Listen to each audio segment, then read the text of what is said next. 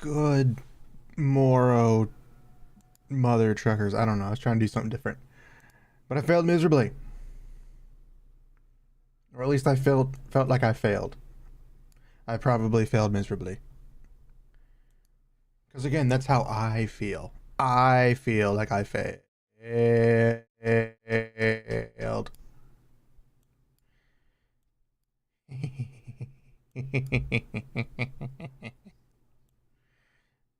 No. No. Yeah. Yeah. Oh shit, I forgot. You guys can see that. But welcome to the next day of Setsuna Fox streams. An average, ordinary day where today we just write a story, world build a story. We're world building. Yeah, let's go with that. We're gonna world build today.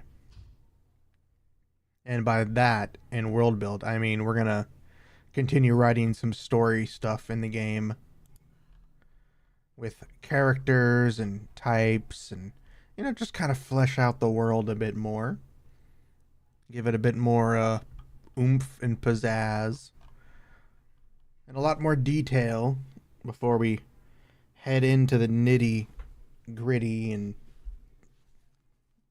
other words that make it sound sexual. Welcome. I can't see your name at the second. I just took off my glasses because there's a spot on my lens and it won't go away. But welcome. Did I get it?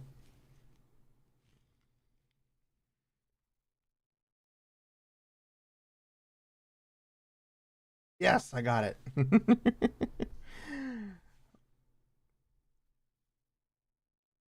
Come on, you. God damn it, hair. I just apparently my face doesn't want me to see.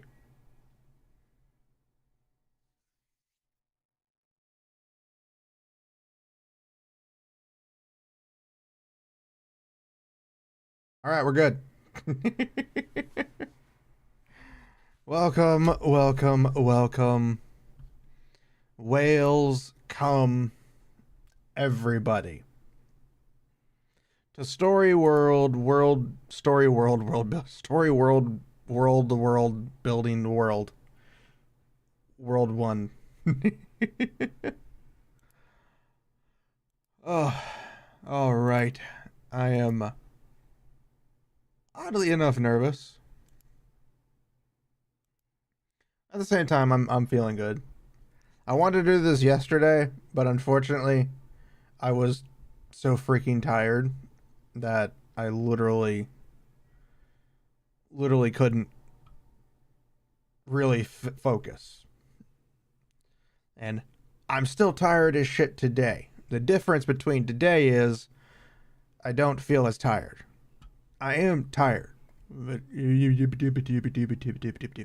am very tired.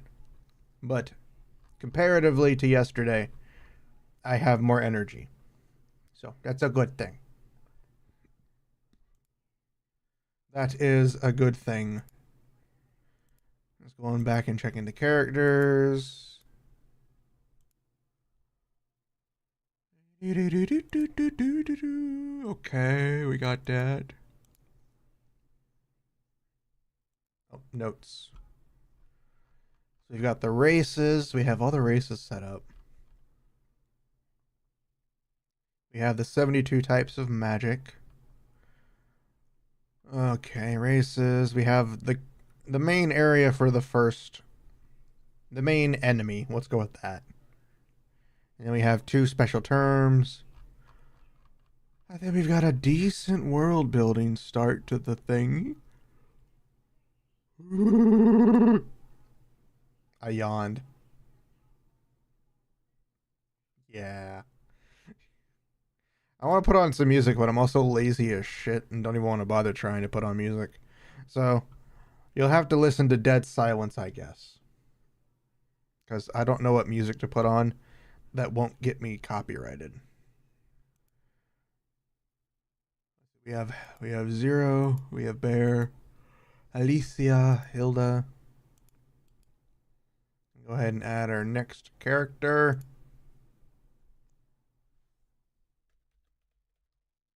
Fasha.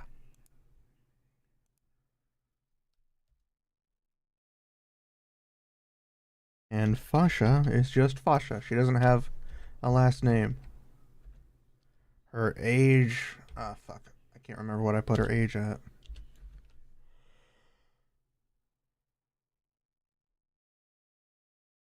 Oh. Where are you? Lycanthrope. Okay.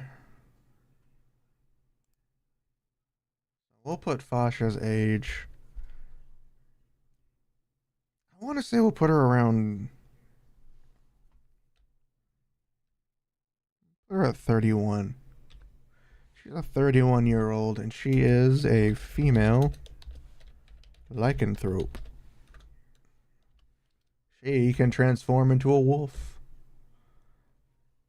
Her own story, she is the support. And we'll say family pet. Only because she's technically part dog. There'll actually be a good point behind that. It's not just, oh, so she can transform into a dog. No, there's a point to it. There's always a point to it. I never want to make it feel like I'm just shoehorning BS into it. There's actually a point between some of these ridiculous sayings. Okay, I promise I won't yawn the entire time. Oh, fuck. I just cracked my back. I don't know if you heard that. If you heard that, Jesus Christ.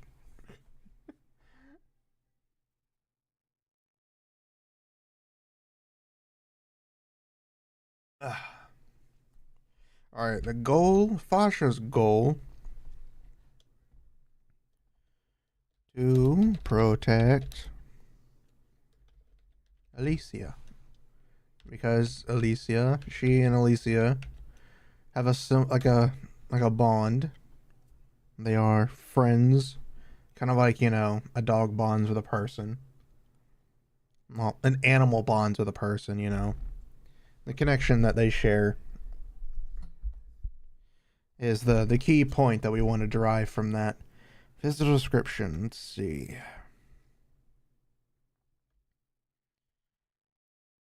She standing. If I can spell standing correctly. Fuck. How tall was Alicia? 5'2". We're gonna make Fasha taller. At 5'6". Not too much. How tall is that in inches in centimeters?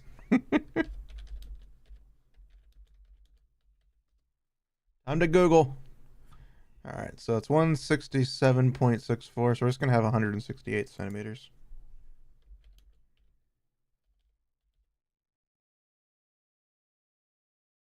Fifth shoulder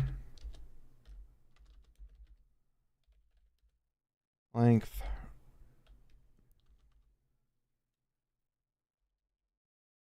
Grayish. Shoulder length gray hair. And I gotta grab a picture because this is based off one of my OCs that I have. And I've gotta find her picture. Where are you? Oh god, all of them are. Wait, I do have one that isn't.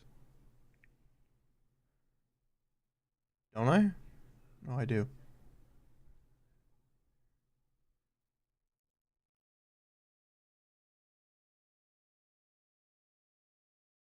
He has got yellow hair. or yellow eyes.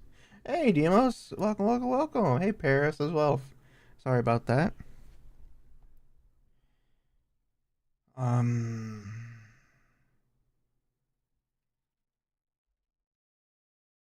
Yellow eyes. He has a pair of wolf-like ears and a pair of regular human ears,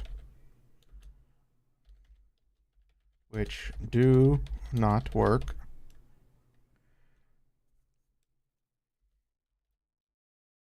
Along with a long, fluffy tail. A long, fluffy, wolf-like tail. He also has fuck, what is it called? A patch? A tuft of fur going from the base of her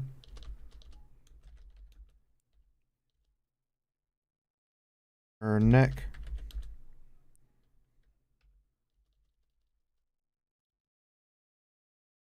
base of her neck all the way down to her tail located on her spine. And in parentheses, all lycanthropes have this feature. This is just for me for future reference. So basically, she just got like this long stretch of fur that goes like right over her spine from like the base of her neck with her hair down to the tail. It's just one of those features that I like. It seems dumb, but I think it's cool. You know, when their hair stands on the back of their neck. Or I should say, like, you know, when an animal, like a wolf, when they have their hair stand on the back of their neck and all. I think it's a cool feature. Now, for her specifically, she's going to have a second set of descriptions. Her wolf form is much larger than the average. I always do this. I always do. I always click the wrong button. Average Lewin lycanthrope. I can't even spell lycanthrope correctly, which I cannot apparently. Apparently today I'm not allowed to do that. The average lycanthrope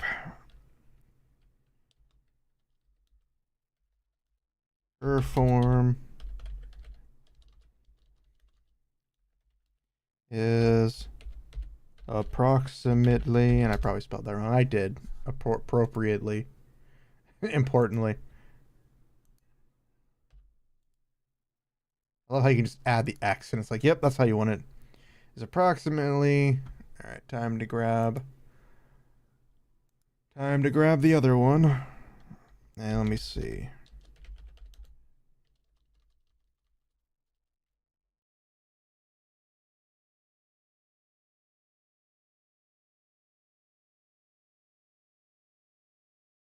For reference, we're gonna base her off. Her wolf size is gonna be based off of an elephant's size, so her wolf form is going to be huge. I don't need to know.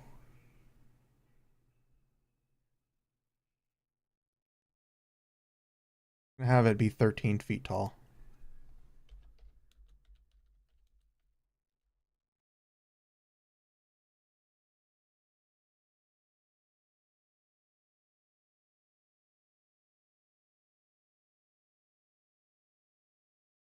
Because we want it to be big for a reason. She is 396 centimeters tall. 13 feet or 396 centimeters.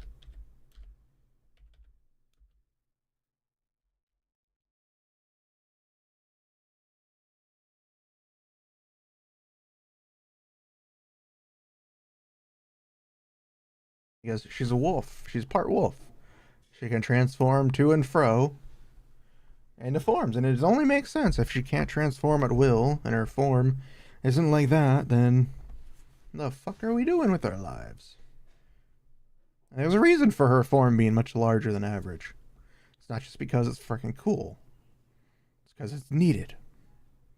She's special. You hear that, guys? She is special. So she deserves to have a special form. Let's see her personality. Playful and almost dog-like.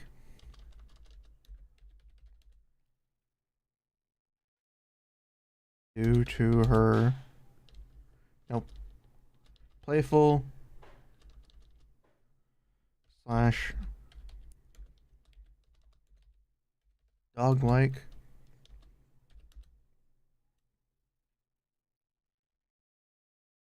Territorial.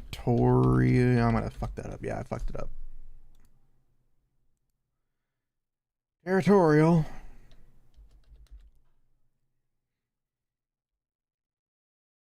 And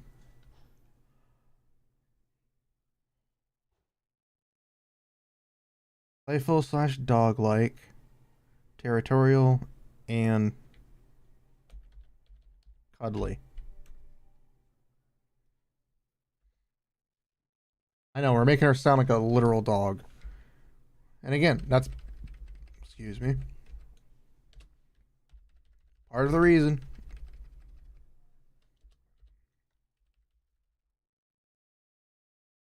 Occupation. Okay, let's see. She is...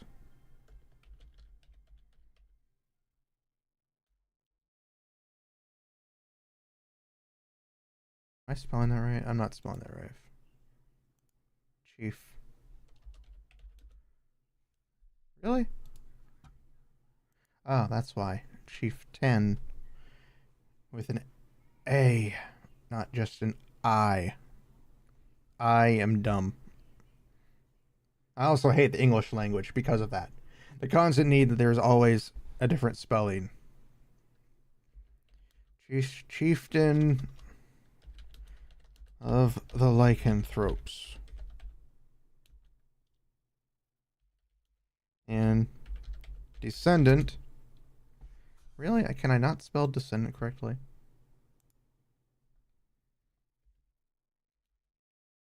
Of... Why do I keep putting or? What the fuck is wrong with me? A descendant of the old gods. So she's basically a deity. Don't be LOLing over there, Demos. So help me. I will misspell your name correctly. I know what I said. Alright, her background. This is where it comes into play. Born as the Chief 10. I did it again. I before E, except after C. Of the lycanthropes. My brain works faster than it should.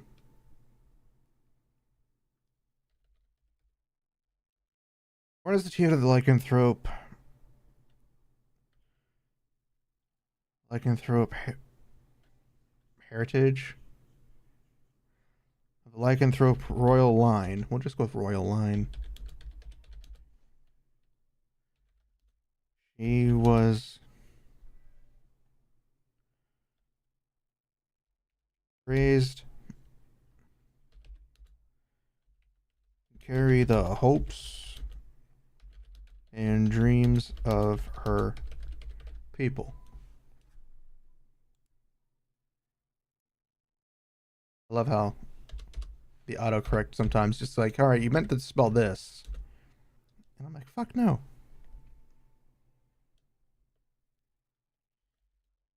She led the clan for, let's see, she's 31. We'll say she became clan leader at like age 12. Yeah, just because. So 12, we'll say she's been the way she is now. 12, 13, 14, 15, 16, 17, 18, 19, 20, 21, 22,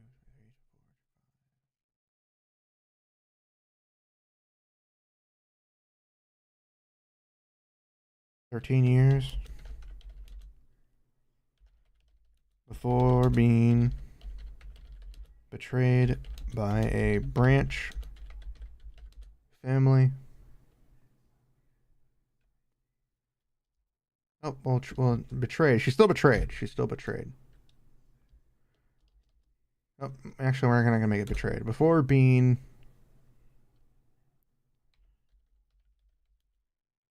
attacked. No, hold on. She led the clan for 13 years. And during a clan battle,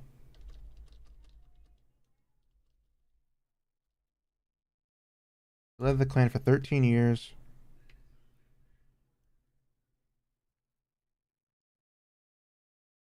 Trying to figure out.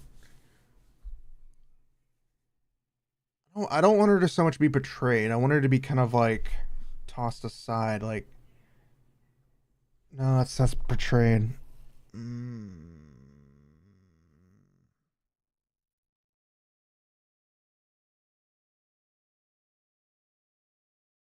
I'm trying to think. What should it be?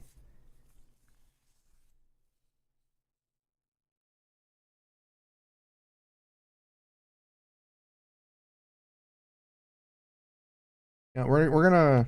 She led the clan for many years,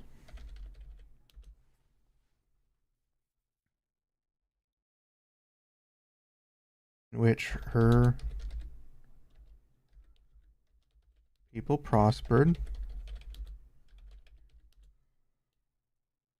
until her people were attacked and scattered into the neighboring. And I know I missed an H and a G. Neighboring lands.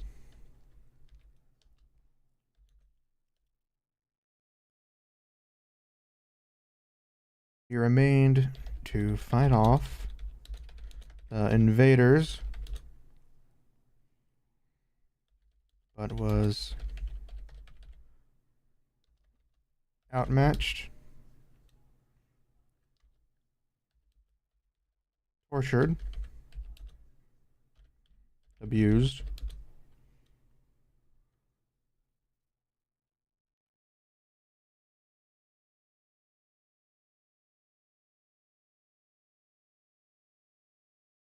and scarred.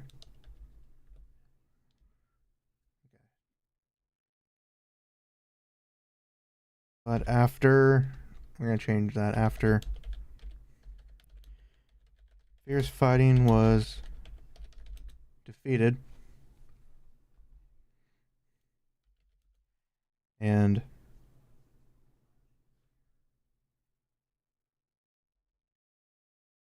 the enemy took her voice as a trophy. And in parentheses, by literally ripping her throat open. Which is why she doesn't technically talk. I know I didn't specify that. That's not the right word. Literally. And it's not open, ripping her throat out. I know, technically she should be dead, but magic does heal things.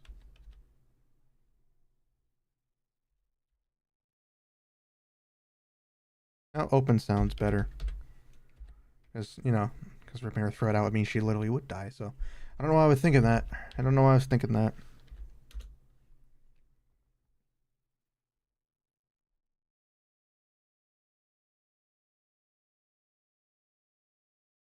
We gotta add to the physical description as a large scar across her throat and neck.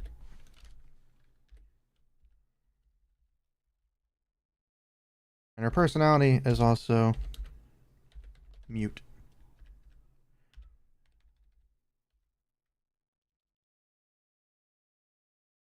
Not speak. Mute. Yeah, hold on.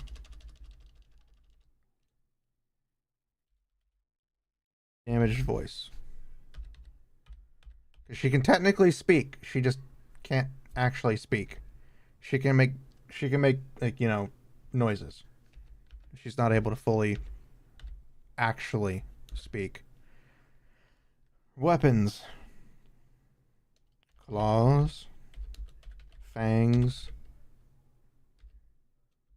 Teeth. Wait, fangs or teeth. Claws, fangs.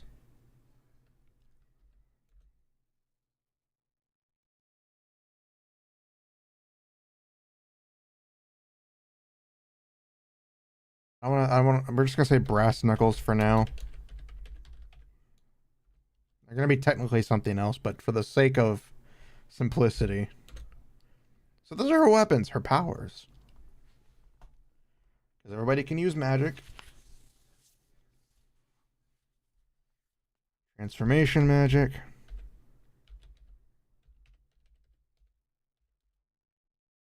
Illusion.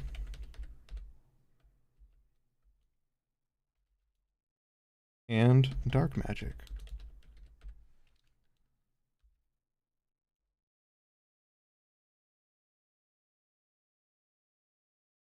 Alright. So, she doesn't really use any special weapons to fight. Literally just claws and fangs. She'll rip out your throat. She'll rip out parts of your body. She'll claw you to death. And if needed, she'll put up some special knuckles and just pummel your face in. And she can also use transformation magic. Outside of her wolf form, she can transform into other things. Illusion magic, similar to like, a look, decoy. And dark magic and just dark magic. Doesn't use it very often though. Alright, notes. Likes to eat steak.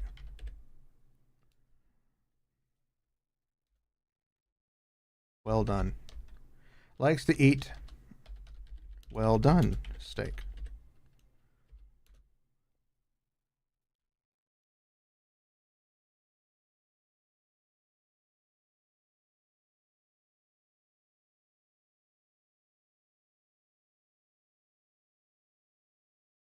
Doesn't like to wear clothes. God, I cannot spell. My mind moves faster than my fingers move faster than my mind. Doesn't like to wear not weeder. Wear clothes. It's like a dog, even in human form.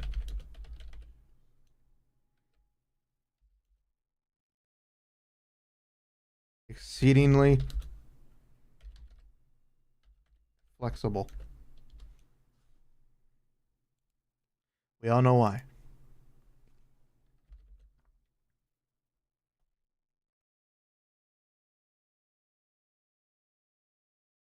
Likes to drink coffee. I know she's a dog. She's a lycanthrope who drinks coffee. Don't ask me why. It's going to be funny as shit one day when we can actually get through it. Alright, we'll do like 2 more facts, 2 more notes.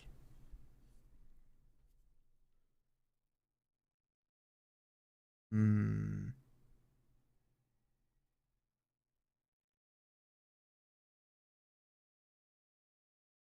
We've already done a few dog-like things. Let's think of something that isn't dog-like.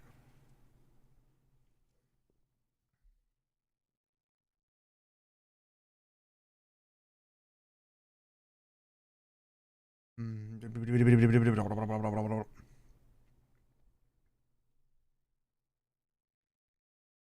What should we add? What should we add? What should we add? What should it be?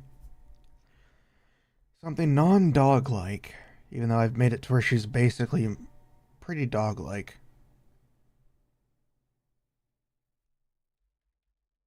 Likes to listen to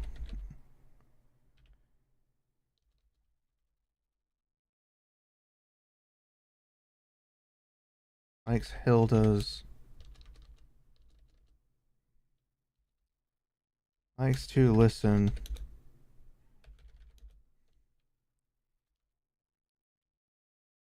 falls asleep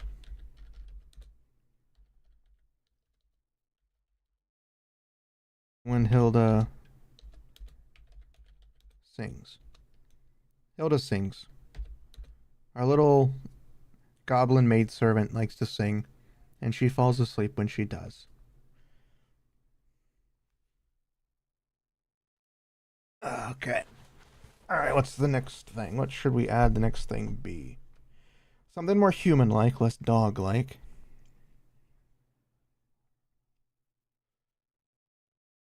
Hmm. You know what? We're gonna do it this way.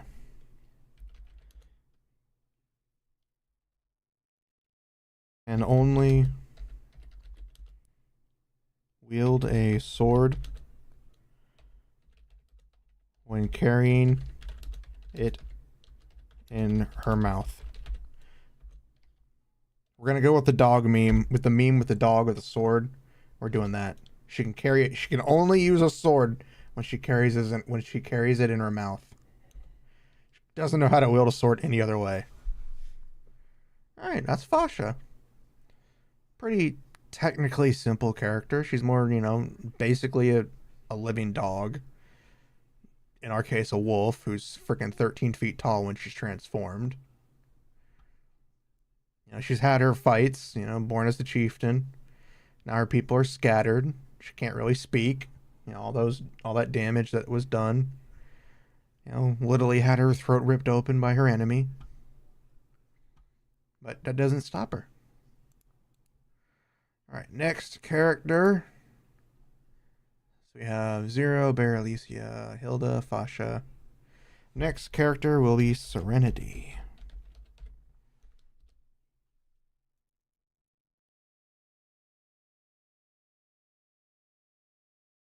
Serenity will also be a character who only has a singular name. And their age. What age? What did I put their ages at for this race? She is a Lapin, so she's going to be fairly young.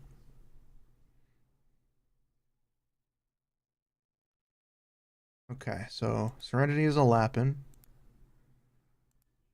I have to make her 15. She is a female Lapin. She is a support. Support slash friend to Zero. Her goal support is Zero in his mission. All right, time for our Lapin's description. This sets the tone for all the Lapin's appearances, by the way, because from my own description of Lapin. Okay, they are like every Lapin is identical in their fur patterns, but the fur can be differing colors. Which means Serenity is the standard point all Lapins take. The only difference is fur color. So let me grab this character. Let me grab the character picture again. I'm going to need it.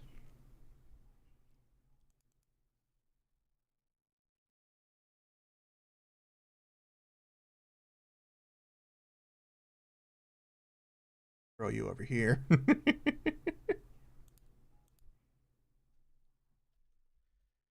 And she is tall. Did I put a height chart for Lapin? I did not. I just said they were breeding machines. Alright, so Lapin are very tall. They're very singular tall individuals.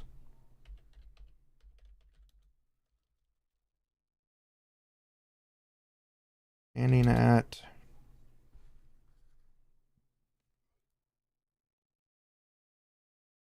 let's see.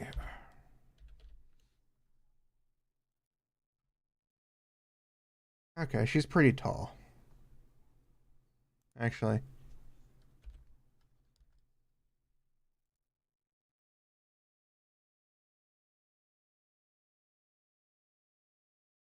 Alright, that's a good height. Standing at 7 feet. Or 213 centimeters. With long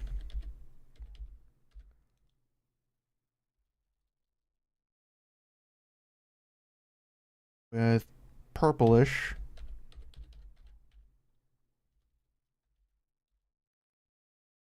hair tied into a ponytail.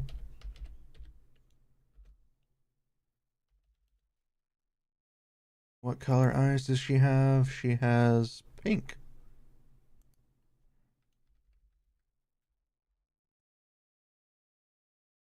Bright pink eyes.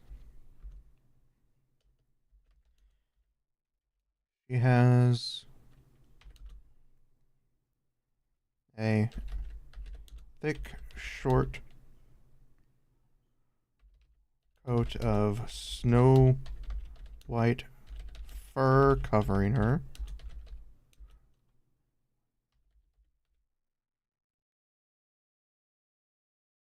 Along with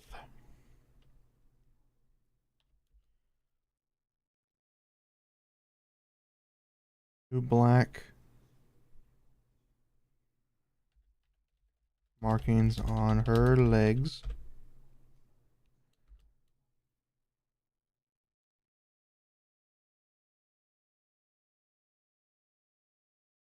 And on the inside of her large bunny-like ears. So remember, this is what all Lapin will look like. Again, the only difference is their fur color. She has white fur. Others can have other colors, but they'll always have those same markings, which is kind of funny.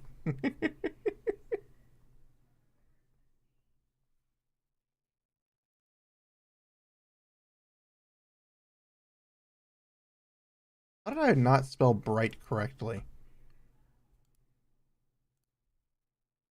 I spelled everything else but the word bright and purplish, but that's only because I'm terrible at trying to spell words. Alright, is there any other details on the character? Oh, that's all the main details that I have for her.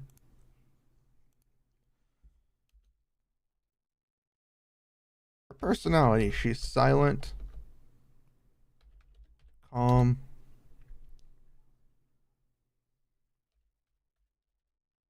tactical, but also hot-headed and brash, which I think is a contradiction to Zero. Jovial laughs, and even in some of the most serious situations, and he's calls for his serious. Okay, so yeah, literally the exact opposite. Serenity is the Zero's the jokester, and Serenity's the serious one.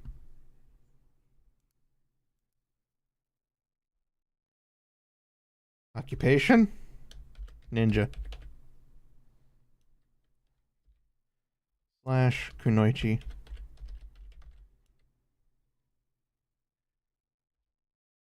Slash assassin. But she's literally just a killer. Background.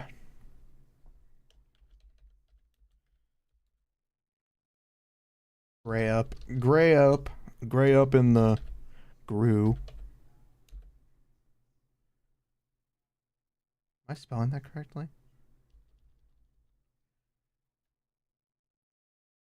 I'm gonna Google search how to spell Gru, by the way.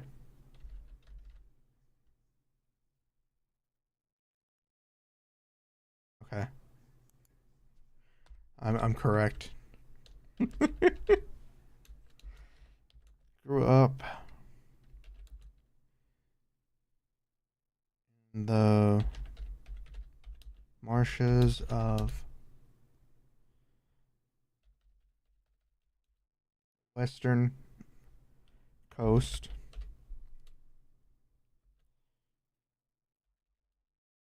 He was trained by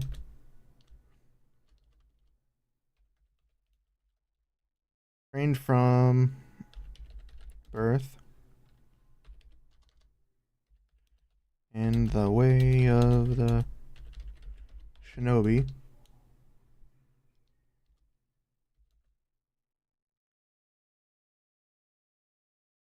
On her seventh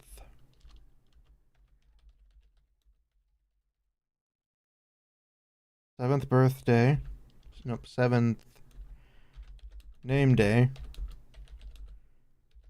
she left her village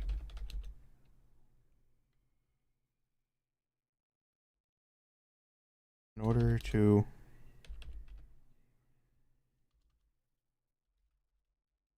broaden her horizons and learn more about the way of the shinobi.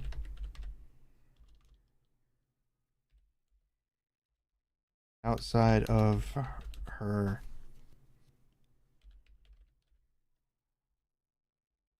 family's teachings.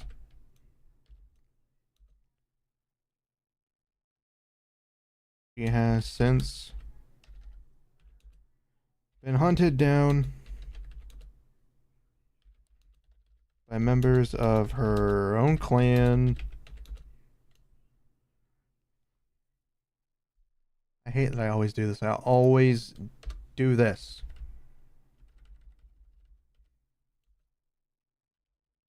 Along with other factions seeking to gain her skills, gain her abilities and skills for their own benefit. So she's basically been fighting and running all her life. All right, her weapon of choice. You know, the basic. Kunai. Chain blade. Short sword.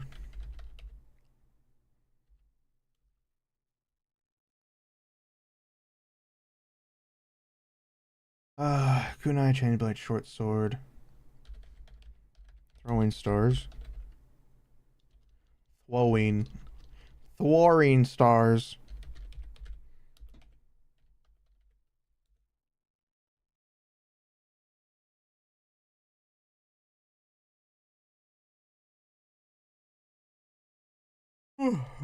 That's her main weapon. That's her weapons.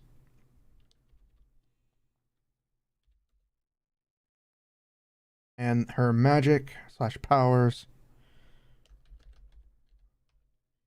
chakra control, and ninjutsu.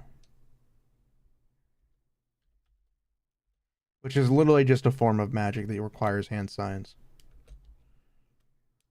Literally all it is. It's just magic that requires hand signs to use. Again, that's why there's 72 forms of magic. So we have 72 excuses for a whole bunch of shit. We can literally pull our asses into a whole bunch of shit and get away with it.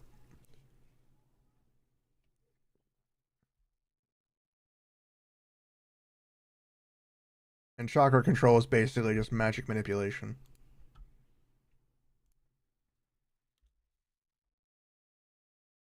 It's called chakra because, her people view chakra, magic as chakra, rather than how the rest of the world views it as just pure magic. Alright, notes.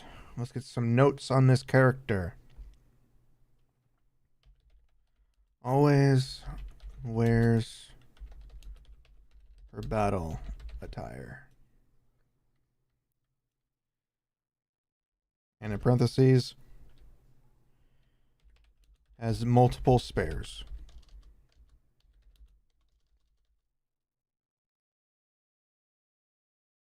Multiple spares.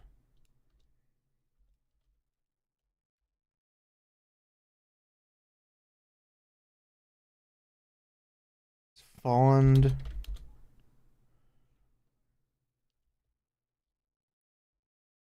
likes to just stare at the night sky.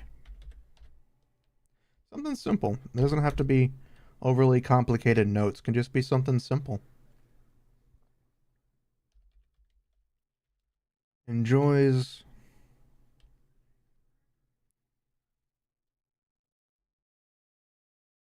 reading romance novels. Romance drama novels. Gotta add that drama. It's just not normal. Gotta add the drama to it.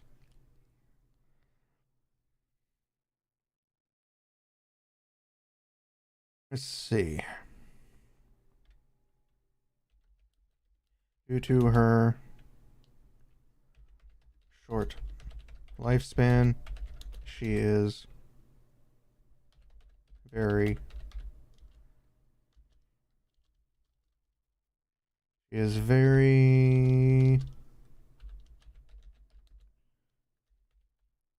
energetic and emotive.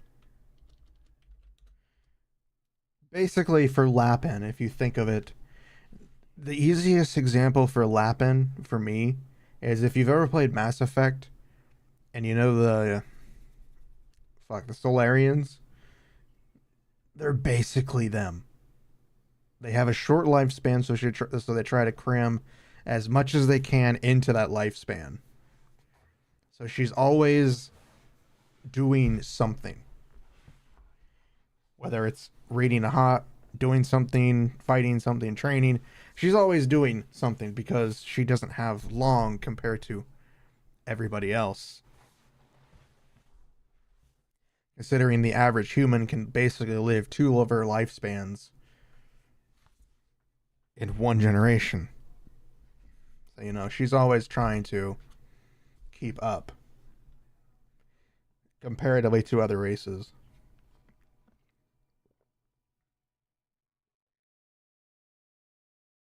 Sorry, I had to drink some water. We'll do one more fact. One more simple fact. Let's see. What should we add? What should we add, you guys? What other little note should we add to the character?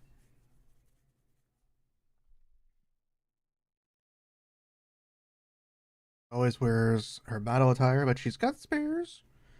Stares at the night sky, enjoys reading romance drama novels. and is very energetic and emotive due to her lifespan. Let's add one more little tidbit. One more note for me in the future, mainly. She's also tall. Hmm. Hmm.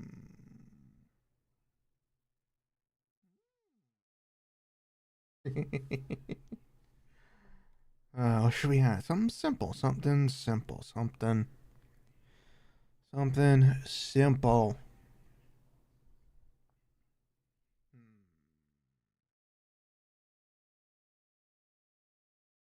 Hmm. Hmm.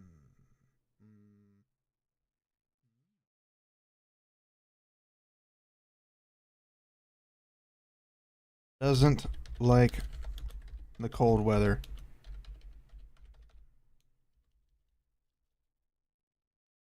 Doesn't like cold weather. There we go. Something simple. All right. So we got 1, 2, 3, 4, 5, 6. So we got Zero Bear, Alicia, Hilda, Fasha, Serenity. And we have another character we're gonna add. Because we got Human, Panthera, Vulpin, Goblin, Lycanthrope, Lapin.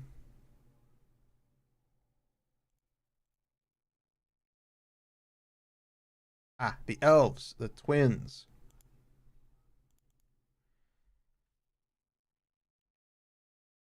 Luna. Sorry, not Luna. Yuna and Lulu.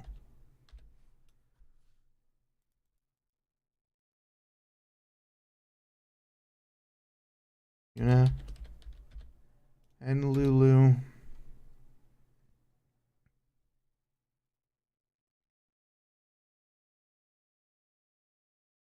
Red Blood.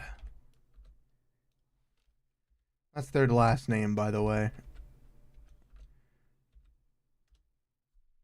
They are elves. How long can elves live? 1,200 to 20,000. Holy shit, I made them old. But of course, because they're elves, they live separately from other species. So we'll have them about 600 years old. Actually, we'll get it more precise. 615.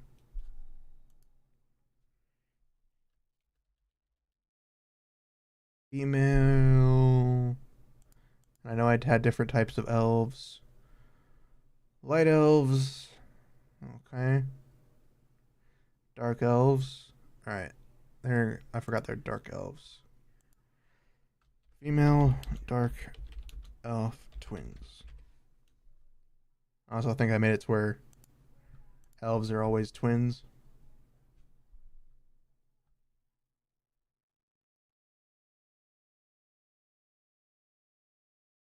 Elves are able to breed with themselves, humans, goblins, lycanthropes, and Lapin. And can only conceive. Okay, so yeah. Okay, yeah. They have to be twins. They are support and friends of Alicia. Goal. Their goal is support Alicia. Simple. Now the physical description, because they're literally two separate characters, but they're literally identical. Because again, elves in this world are all identical except for their skin color and their horns. All elves, no matter what clan they are from, all look identical except for their clan's skin, eye, and hair color, along with their horns. They literally are identical.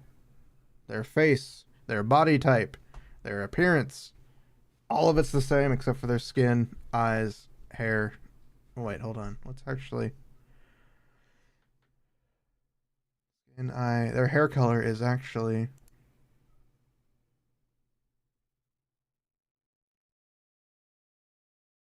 their hair color is actually the same And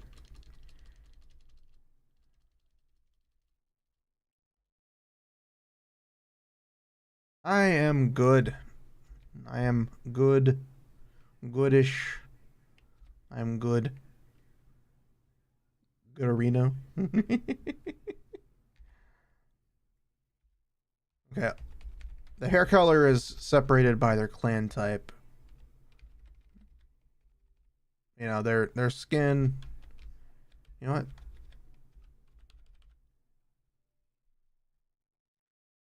All identical except for their clan specifics. Clan specifics. I'll understand what that means. We're trying to. We're trying to build everything. Alright, the physical description. Alright, so their height. How freaking tall did I make them?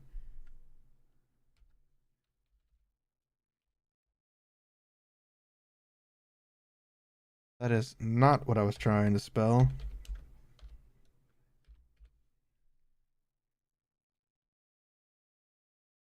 Okay, that makes sense.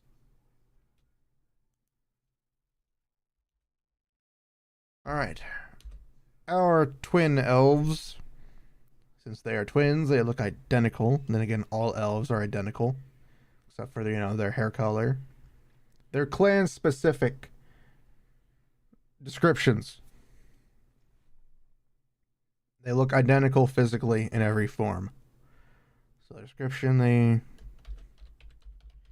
the height, of course, will be one of the things that is always different because they're not always the same height. 5'5" or, according to Google, 165 centimeters. Both with long black hair going past their waist.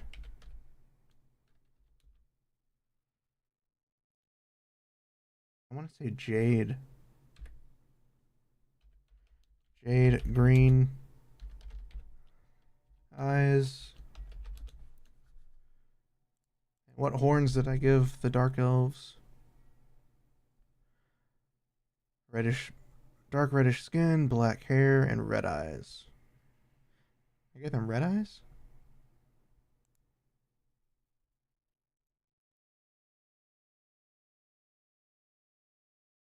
With crimson red eyes.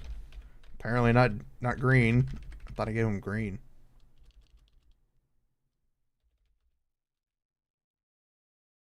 It's going good. We've made a few characters already. I mean, I kind of already have some of the characters in my memory bank from when I was trying to do a story earlier, but I wasn't very happy with how that story came about. A pair of horns. Okay, so they have two horns.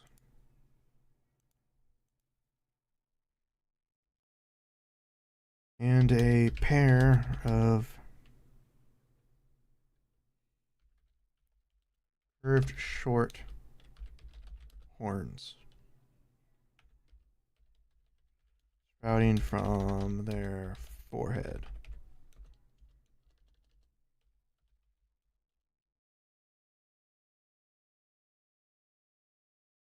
Can I spell words correctly, please? Am I allowed to do that? Apparently not. Apparently I'm not allowed to spell words correctly. Alright, so that's the physical description. I need that a little bit more, because that's just literally... Oh, you're fine, you're fine. We're building a story for... We're world building for a story I'm hoping to start trying to write. And right now we're on the character... We've done some characters. We've got... The main character is Zero. We've got the best friend slash father figure, Bear. We have Alicia, who's our heroine. The main female of the group. We got Hilda, the female maidservant, goblin.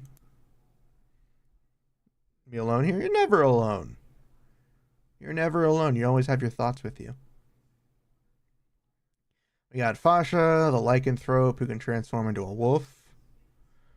We got Serenity, the female Lapin, which is basically the bunny people. And now we're working on the elves. Our twin elf sisters, who I need to add more description to their physicality, because that just literally lists everything that's going to be happening to it. I mean, I can't go into massive detail that differentiates them from other elves, because they all look the same.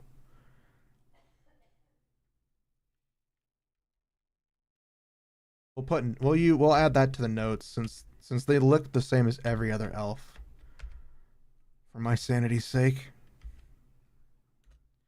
Alright, for this one we're gonna do Yuna.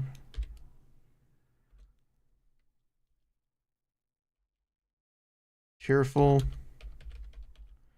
Energetic. And I spelled that wrong.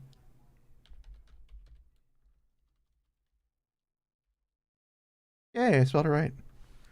And I spelled cheerful wrong. God damn it. Well, the only way to get chat up and running is to get more people involved. And it's difficult to do that. YouTube doesn't like people. Yeah, I mean, YouTube doesn't like streams. Of course, I have a hard time building my base of operations when I don't make other videos other than live streams. I need to do more short form, but it's difficult as hell. We're going to change that slash to an equal because it's just bothering me. What happened? YouTube. Just YouTube. You got to start somewhere, and you got to start small. You got to start somewhere, whether it's small or large. Cheerful, energetic. Let's see. She's the cheerful one. Energetic. Spunky. And outspoken.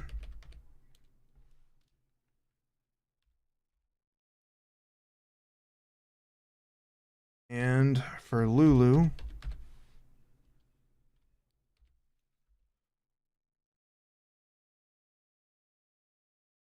yeah, it's not the best place.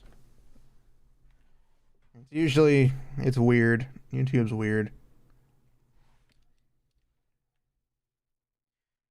Lulu, she's calm, shy, nervous,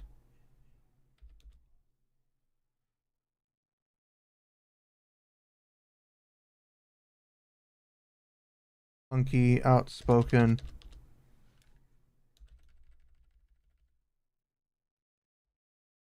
She's an extrovert. Did I spell that wrong? Extrovert. Nervous. Calm, shy, nervous.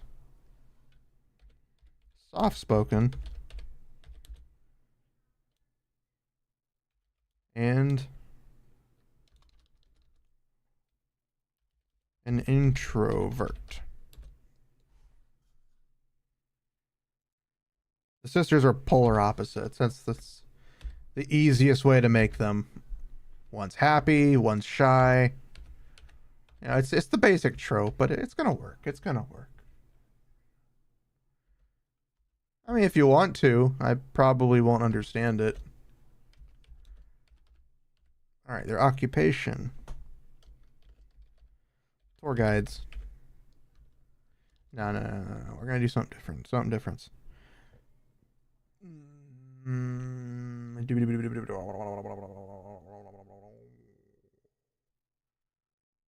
Yeah, I don't know what that means. It's interesting. Whenever I see another language I don't know and I'm like, I just think of it and I go, I don't understand it.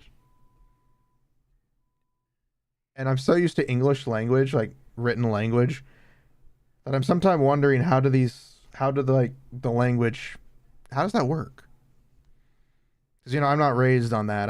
I'm raised on basic English written language and spoken. So when I hear and see it, I'm like,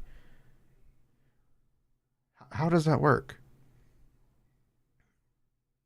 It's fascinating, really. It's just my mind can't comprehend it.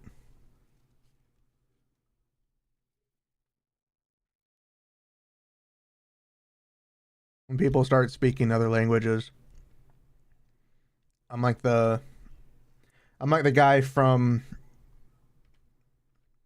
is it Sunny from Philadelphia, with like where he's got his hand on the wall and it's like a bunch of like newspaper clippings and stuff. So I mean, mostly learn from movies. That's kind of how like me with Japanese. I don't really know Japanese all that well, or really at all, but when I've watched enough anime, you kind of get the gist of like very minor understandings of the language. Their occupation, they are soldiers.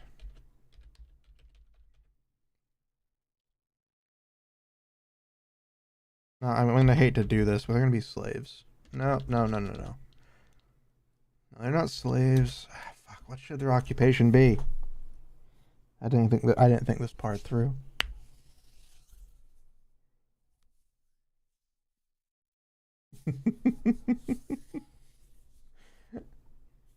What should their occupation be? What should their job be? How are they going to meet the main characters? That's the problem.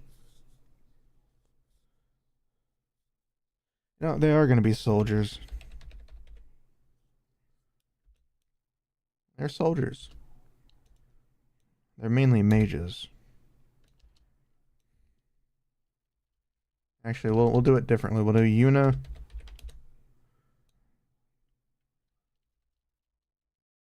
No, we'll just put soldiers. Background. Let's see, they're 600 years old, 615, but they haven't done much with their lives outside of the village. Raised in their village.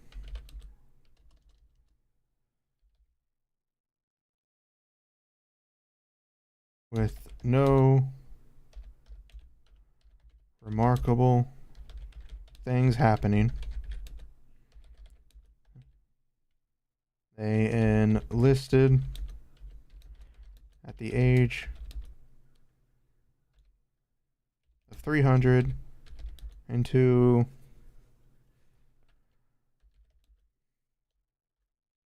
the Elven military, as is law in their land.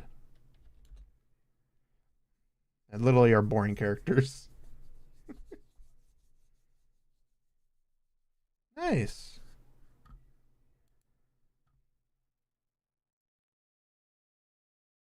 We'll take out the Elven into the military, as is the law in their land.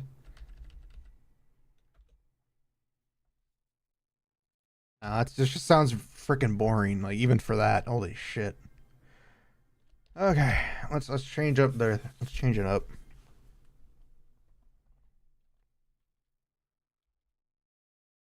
Born on a traveling merchant ship and raised by their mother,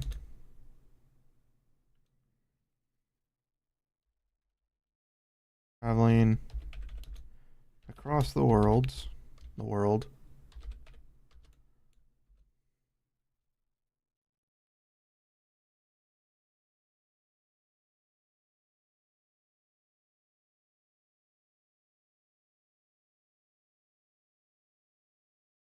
making them orphans. Fuck it, I'm tired of this shit.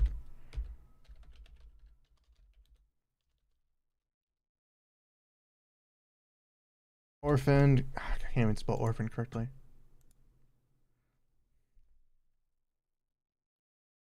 Orphan on the steps of a human church.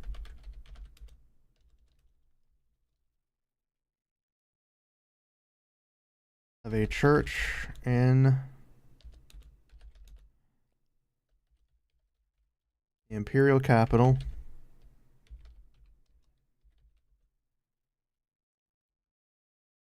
They were conscripted.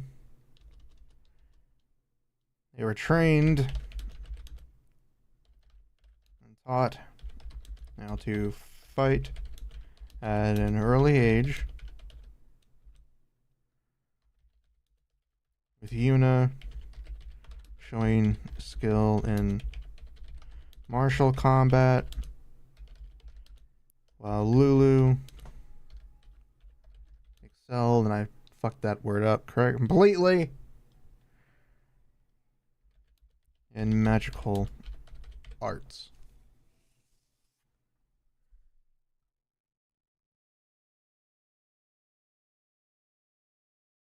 Oh, we're still building the world. Can't really say anything when you're trying to still just get the basics of all the characters. Also, I don't like how I can't freaking spell.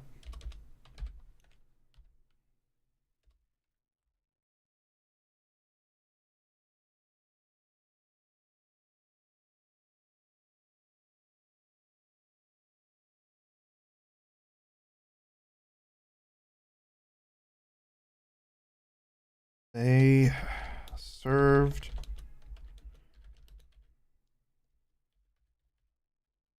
military for 200 years.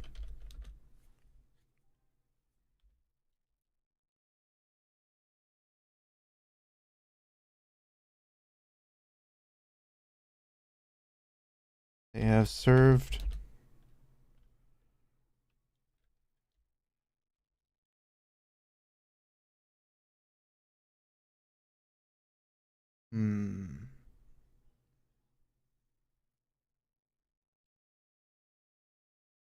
the age of 284.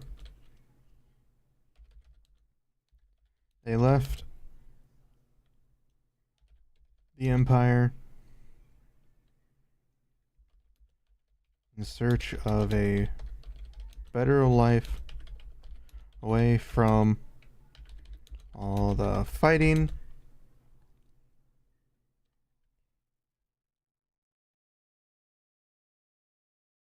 funding themselves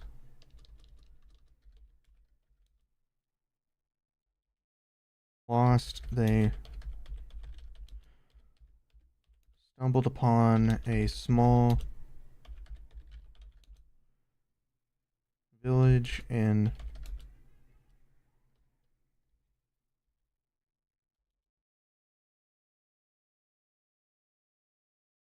northern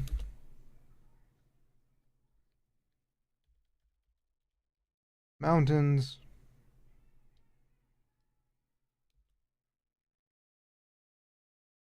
They have been living since. Very simple, because I just can't think of anything.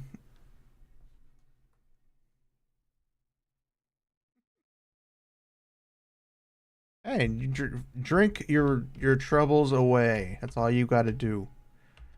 Drink and enjoy. All right, for the weapons, we'll have Yuna.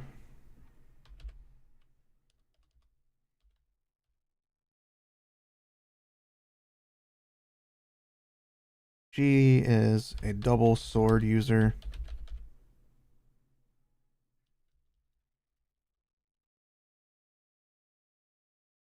You know what? Actually, yeah. Double-sided sword.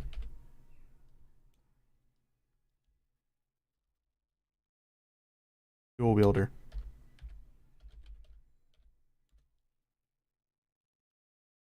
Slash double-sided sword. She does not use magic because she's terrible at magic. And then Lulu. Oh, it's got kind of everything. It's kind of like the easiest way to describe it would be, and it's not easy to not easy because I'm gonna make it worse. Is like steampunk cyberpunk. It's like a cross between steampunk and cyberpunk.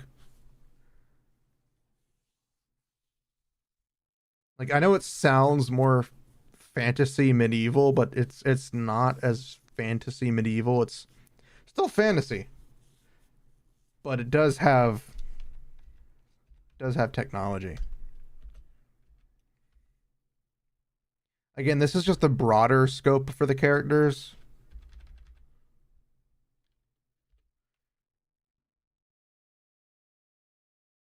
Again, this is just a more broader scope rather than technically, but it's like I said, it's hard to explain. It is steampunk style with cyberpunk. It's steampunk cyberpunk.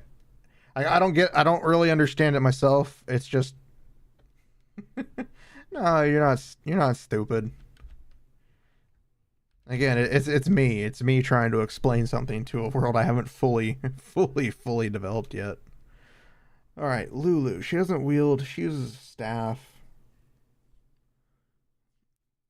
but she doesn't really use weapons. Let's see. The 72 types of magic she uses.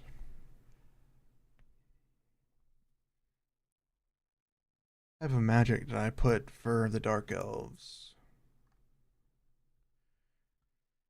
Dark elves, an affinity for dark magic. Okay, so she has an affinity for dark magic.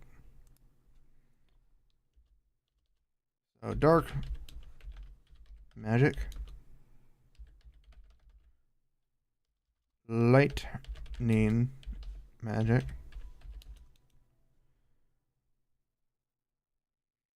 fire magic, and summoning magic.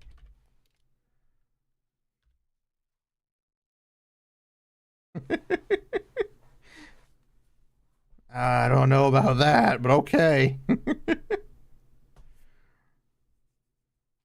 Yeah, I think just putting these two together in one sheet is easier rather than separating them. Yuno likes sour food, and Lulu likes spicy.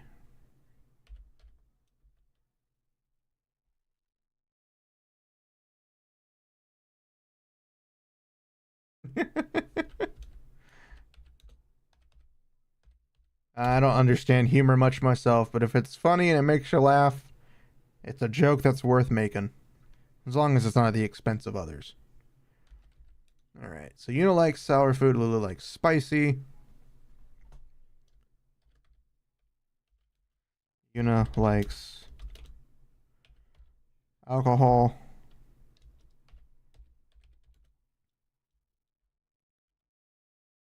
And Lulu likes chocolate milk.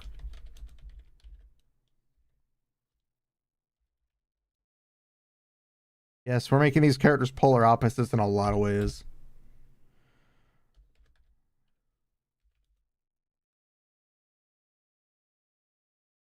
Yuna likes to gamble.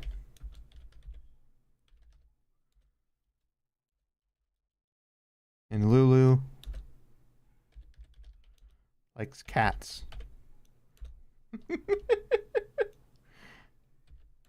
How much should I be streaming? Well, like how long? Usually a couple hours. But how long have I been streaming? Almost 2 years, I think. I don't know. I've kind of given up on keeping track.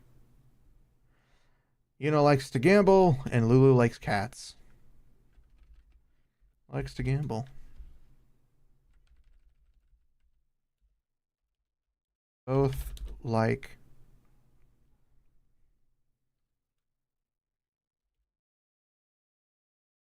both like to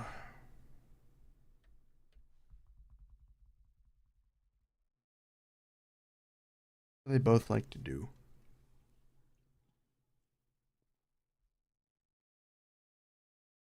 Hmm. You're always free to check me out.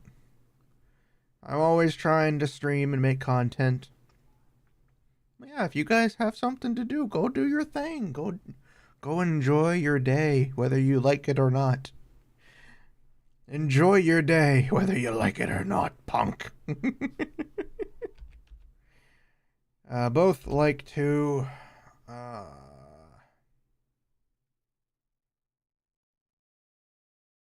what can they both enjoy?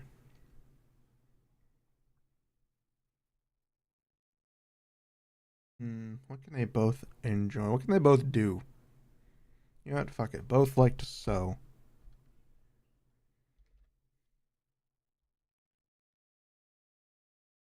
How do you spell sew?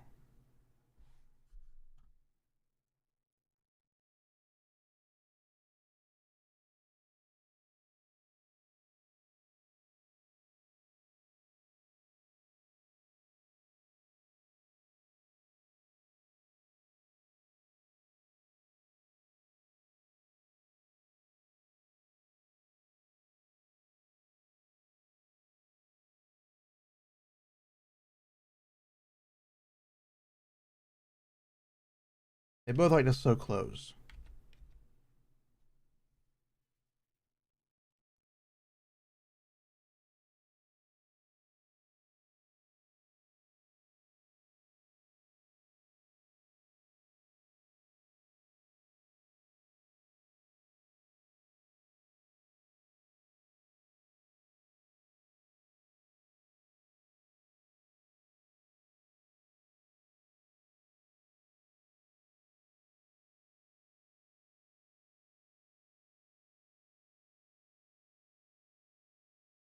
Ah,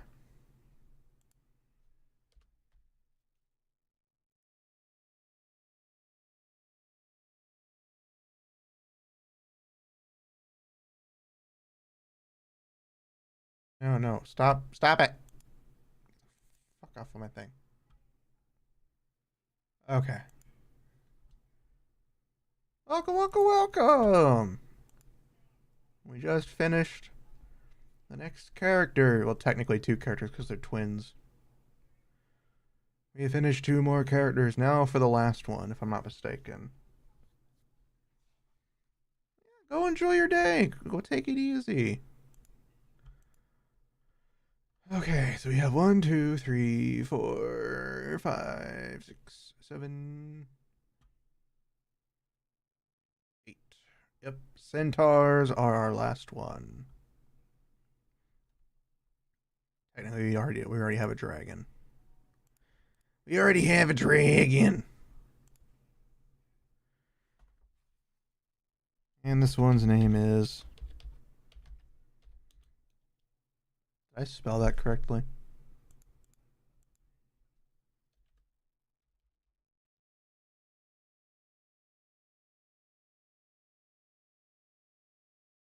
I did not spell it correctly.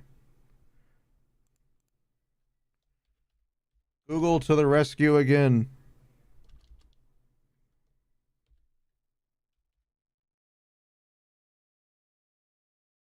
There we go.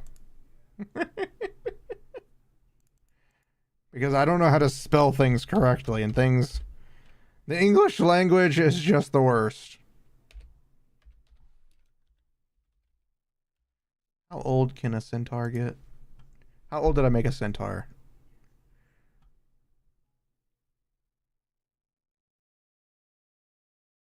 About 90 years old. Okay, so we're gonna make her. She's gonna be an older centaur.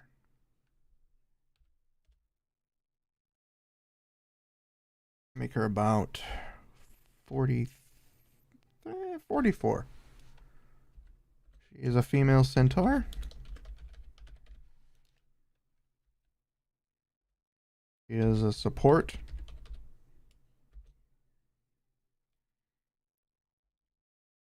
For Zero's mission. Support for Zero. That's what it is. Goal. Assist. Zero's mission. There we go. Alright, physical description. This is where it gets tough. More human retain with horns and horse-like legs. Dollar hierarchies, patriarchy. Okay.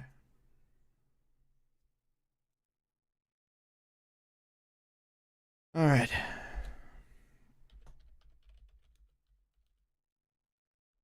Now, these characters are huge.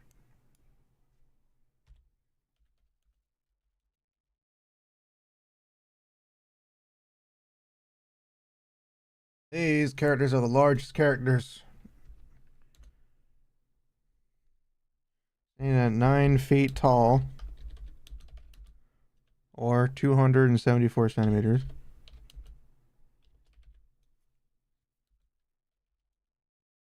He has... Not pale. She has long blonde hair.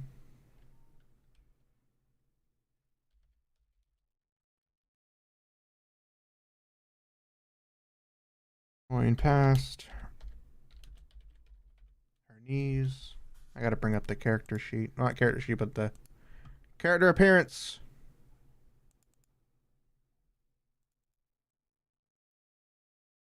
Actually, her hair isn't that long.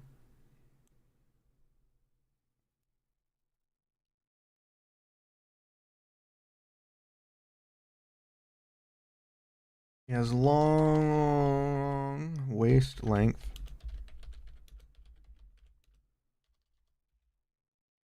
Blonde hair.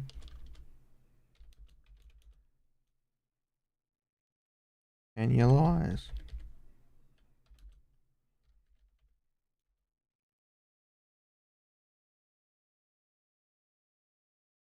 And one large pair of horns.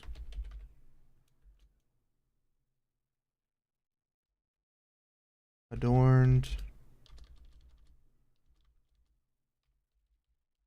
atop her head. And she has one large pair of horns. And a small pair of horns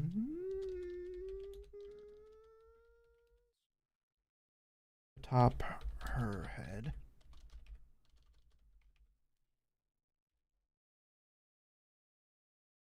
She has a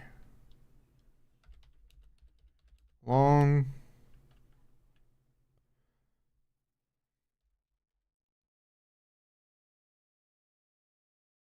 blonde horse-like tail. Both of her legs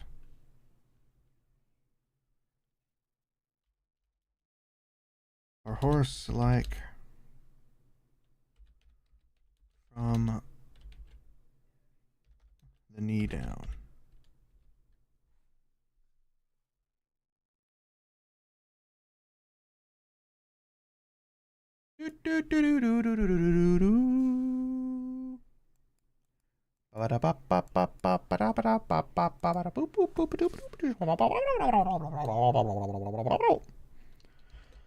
Do you understand the words that are not coming out? God damn it, can I not spell today?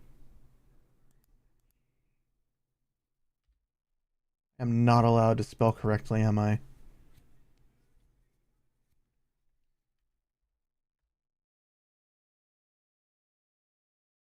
Alright, personality. Well, she's got to be something a bit different.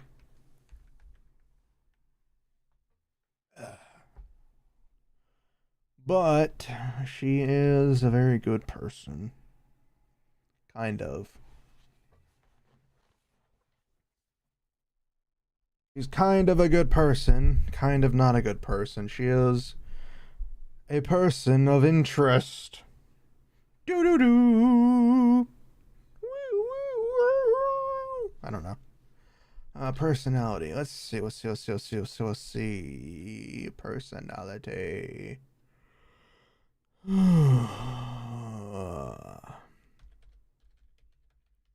Methodical.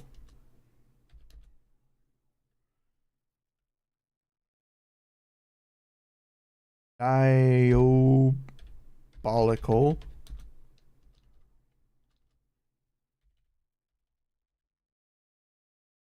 Oh wow, that was what it was.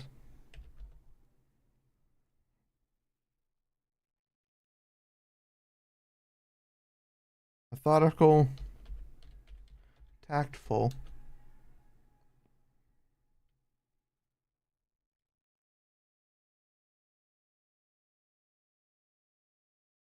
Playful.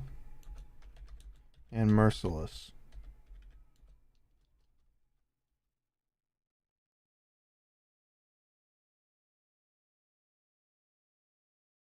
I am. I fucking hate myself. It's literally just one letter.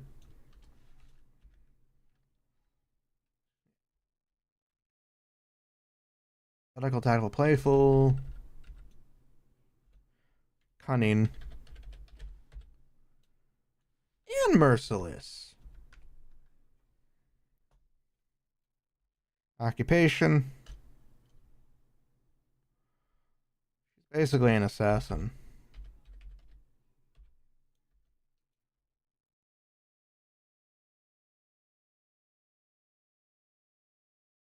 Hitman slash assassin.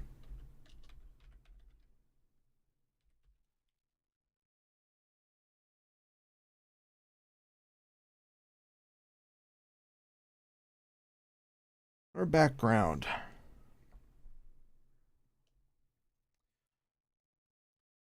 Let's re-look up the centaurs.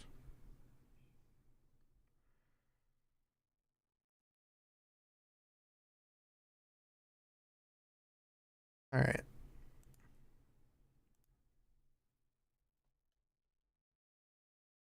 Grew up learning the ways of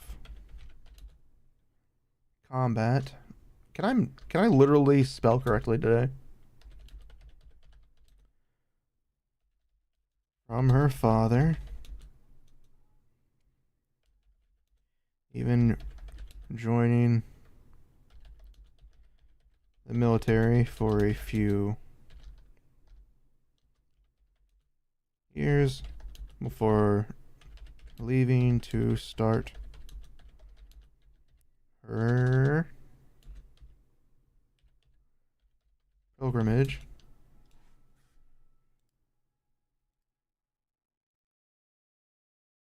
Hey, Sabara, welcome. Start her pilgrimage and find her own path in life. She came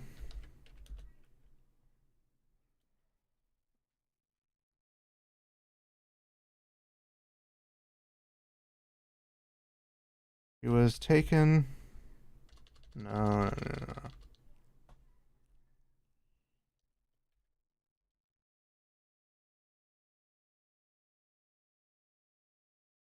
Her pilgrimage. God freaking pineapples.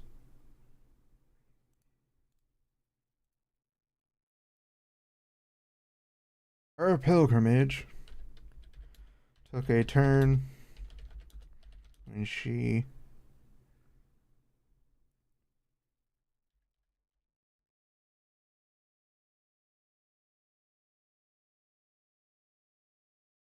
we're changing it. We're changing it. We're changing it because it doesn't make any sense. Raised as a soldier from birth by her father. She was trained in the art of killing and espionage. How can I spell espionage correctly, but I can't spell pilgrimage? Fuck me.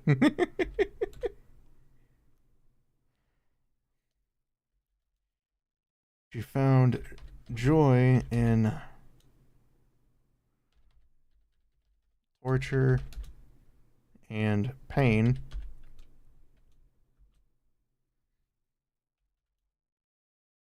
And when her time to.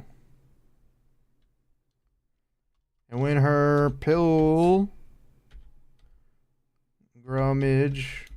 I cannot spell pilgrimage correctly. When her pilgrimage came.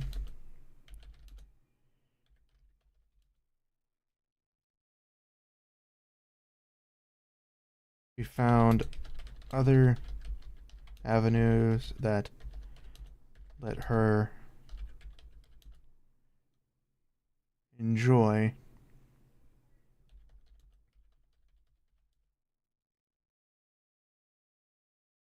torture and pain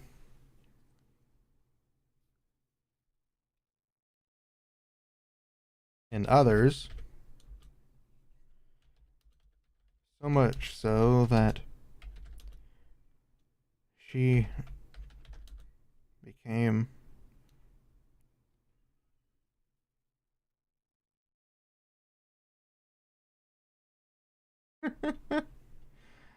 I don't know. I don't think I'll ever touch Master Duel again.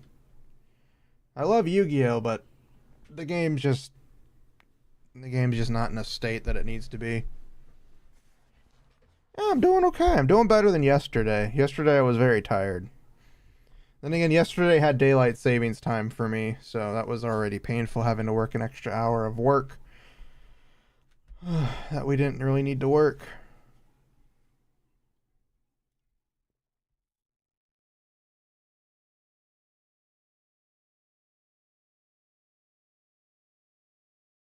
I'm gonna switch to water.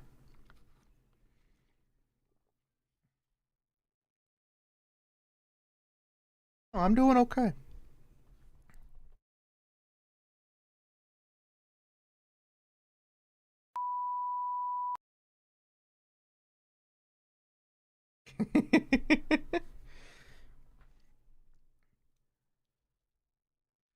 So much so that she was promoted to head.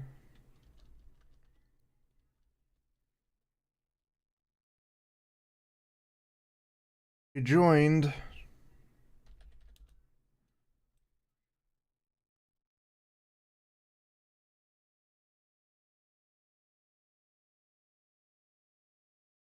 became a member of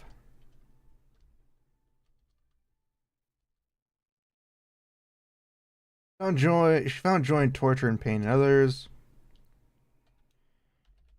and when she came of age to leave her lands, her homeland. I can frickin' spell these words correctly. She quickly enlisted in the Imperial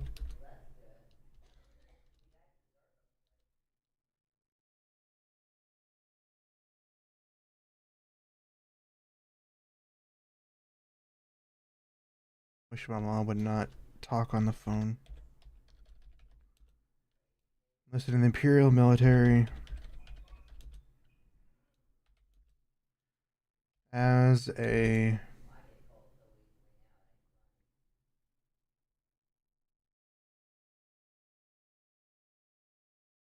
I can't remember the name of it. I need to have a giant stick that I can reach across my room to close my door. Because she's on the phone talking right now and it's freaking annoying me. The Imperial military. Okay, I gotta close my door. Hold on.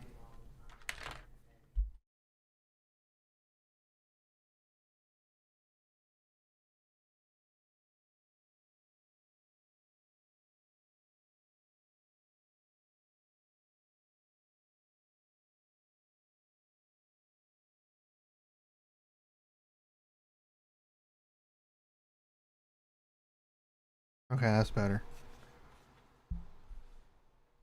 She doesn't really understand that when I stream, I don't want to have her in the background, but she doesn't understand that. She was quickly promoted to a high ranking spot in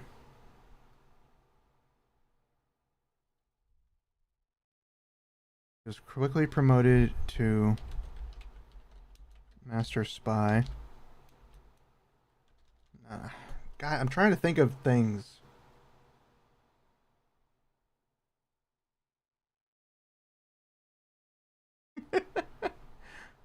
No, this is just the background. This is just like what led to the character joining the main group, or at least, triggers the events that happens to, self near joining Zero in the group.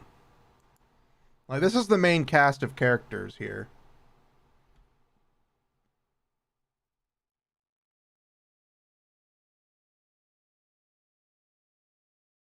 Promoted to Spy Master.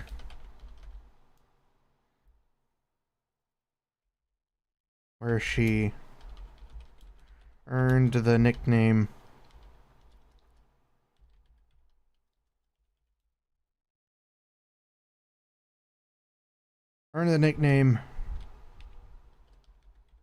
Grim Reaper.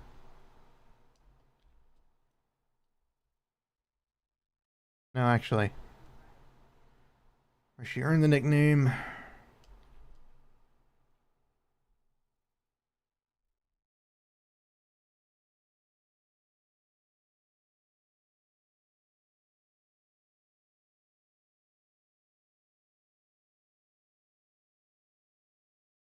Well, let me Google something real quick.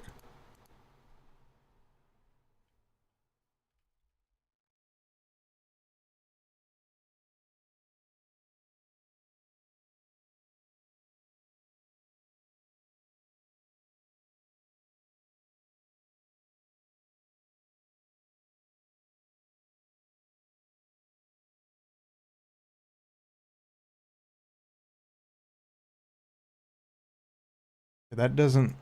I'm not clicking through 30 different things.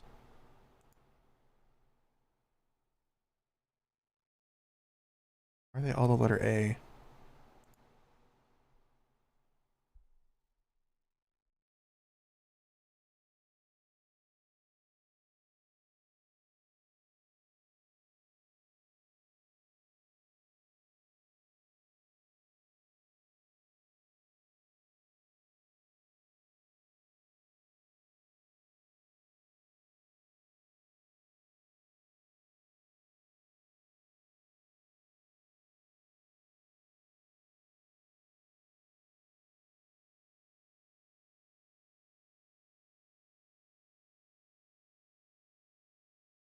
Here in the nickname.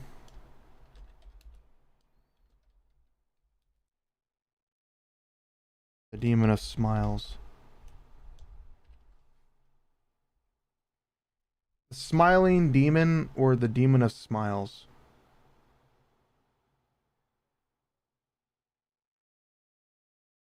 Basically, she's in the easiest form. When she does torture to people, she is like having an orgasm. She is basically in pure ecstasy. So her face is basically a massive smile. So I want it to be that when people see that when she's doing this to people, that she just has this massive creepy smile on her face. And I wanted to go with Joker, but I can't do that because the actual Joker. And because I wanted it to be something different.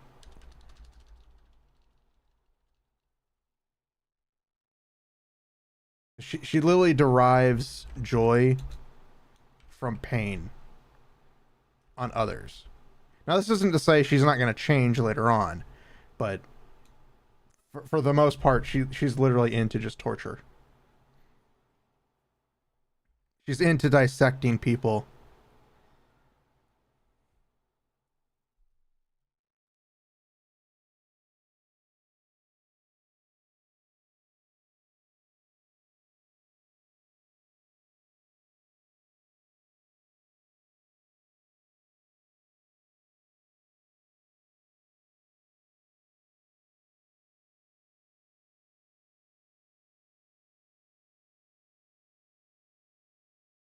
You know what? That makes sense. We'll go with that.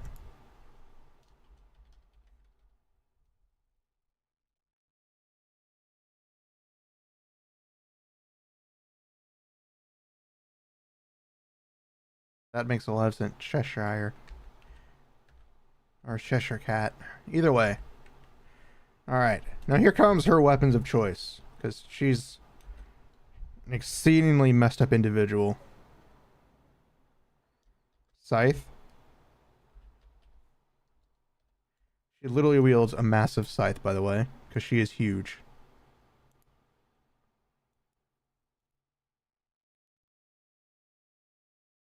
Scythe.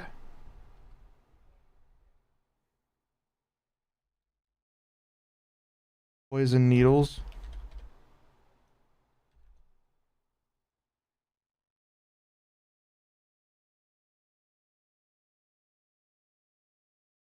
Scythe, poison needles. A whip.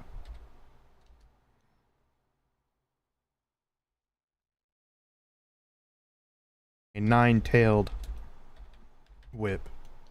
Nope, no. We'll just do a whip.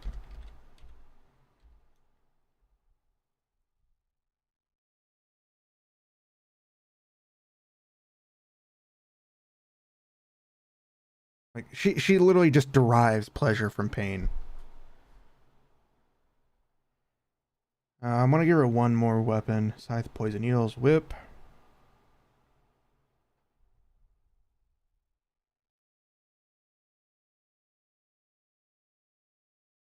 What other weapon?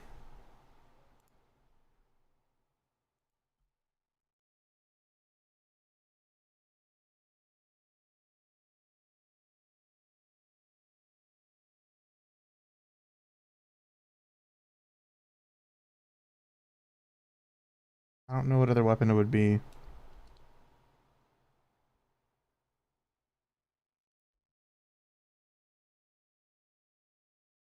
What magic did I have them use?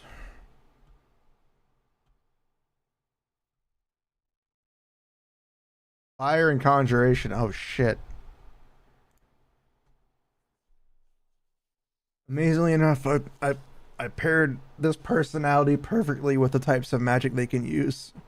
Natively use fire magic and conjuration magic.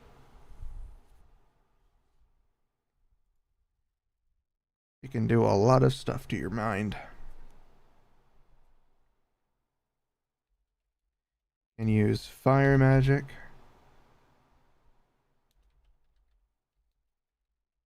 Conjuration magic.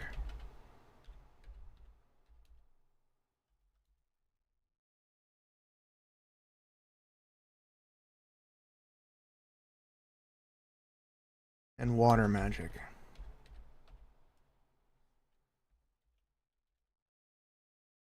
Water magic. So her main weapon is the scythe. She uses poison needles, and a whip. I want to have one other weapon. I think 3 is good enough. And can use fire magic, conjuration magic, and water magic.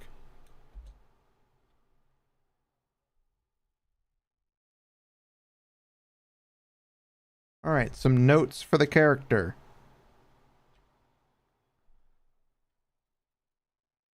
What notes should we have for our very messed up hero? Yep, we're trying to write a story. Currently doing some world building right now.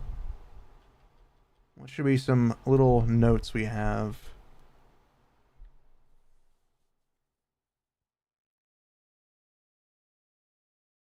Smiles when administering pain. I'm literally not allowed to spell correctly today, am I?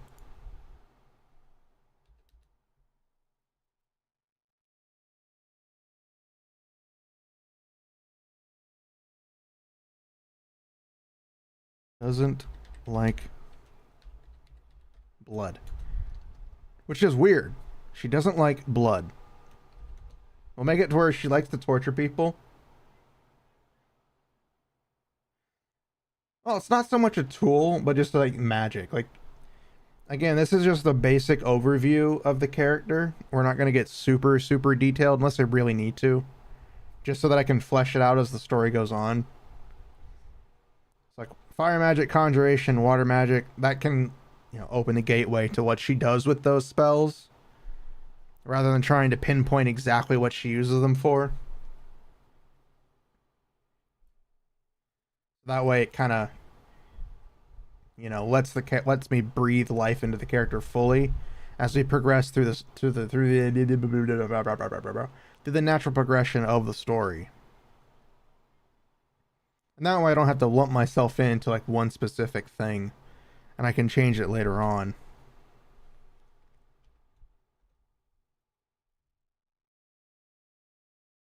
Likes to eat sweets. Not lies, likes to eat sweet foods. Oh, you're fine, you're fine, you're fine. Like, again, like, thinking like that isn't a problem. Again, this is just the base overview, putting some minor details in there along with, more solidified ones. And having those ideas don't you know what I mean? It helps.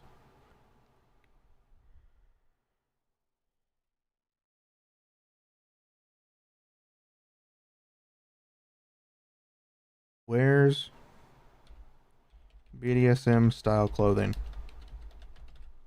And I say this only because the actual character I'm basing this one off of is basically wearing a lot of leather and bondage type stuff. But she's not into it. But not into it. She likes the clothing, but she doesn't like being controlled, which is weird and conflicting to many emotions I have in my brain. This is going to be a very difficult character to write for. Because she's like everything I don't really think about in a character. Like, she enjoys hurting people, but she's going to be a good guy later on. She's an enemy at first. That's just simple. Okay, where's BDSM style clothing, but not into it.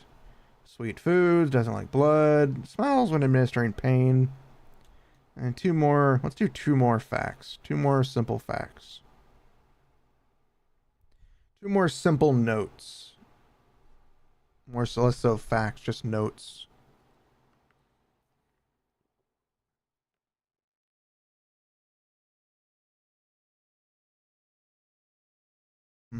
Two more notes. Two more simple little notes.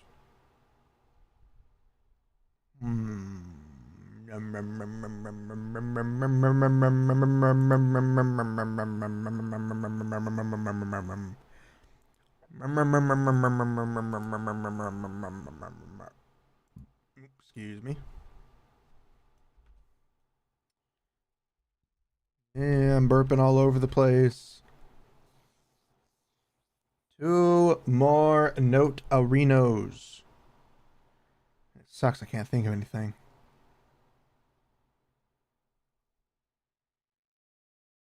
Hmm.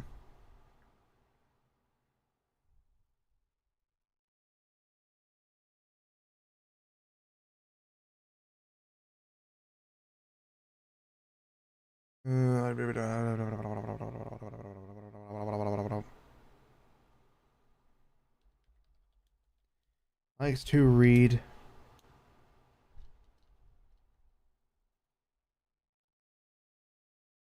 Enjoys comedy shows.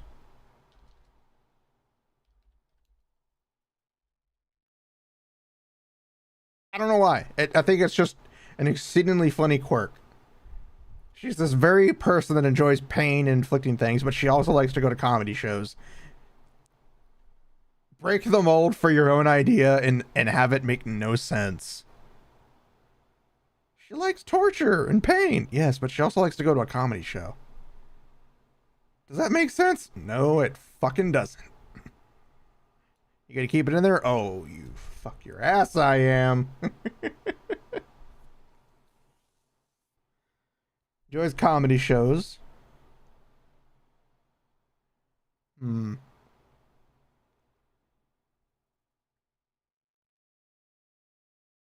Alright, let's see. Enjoys comedy shows.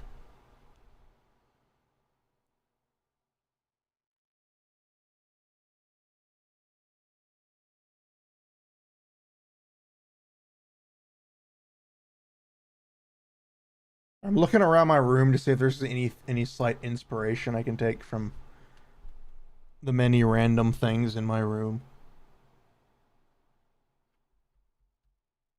Which, oddly enough, isn't much.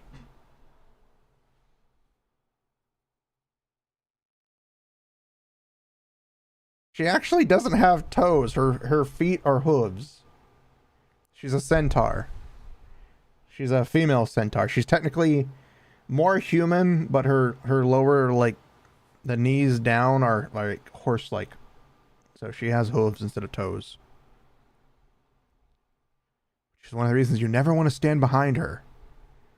She will horse kick the fuck out of you. On purpose.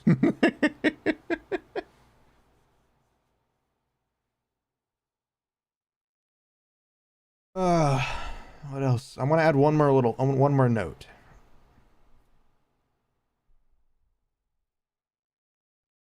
You know, we'll actually make this note is immune to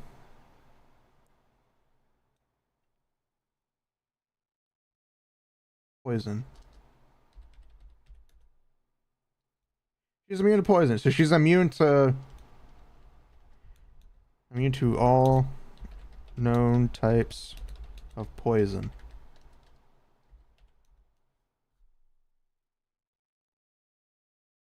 This way I can play it on later. You know, something simple like, you know, somebody tries to poison her and, you know, she's immune to it. So she's like, oh no, I'm dying. Person turns around, slice! They're dead. And then, you know, she smiles. If you're into Horse Girl, then fuck the Horse Girl. Do it all night long. Because centaurs in this world can breed with humans. So if you wanted to fuck a centaur, you can do it. Technically, if you're a human, you can bang everybody. Wink, wink. Alright, let me save real quick. There we go. So we got our characters done. That's nice. We got Zero, our main character, who is only 4'11". The shortest character in the entire group, by the way. We have Bear, our best friend slash father figure to Zero, since he is Zero's adoptive parent. He adopted Zero, and they've been together since Zero was a young child. As he raised them, he is 6'2". He's a Panthera, so he's basically a lion man. Then we have Alicia, the Vulpin. You know, I need to change up Alicia's backstory a bit. Because Vulpin can live up to 300 years, and she's only 39. But I'll worry about that later. You know, she's a 5'2", so she's literally taller than Zero. And she's the love interest.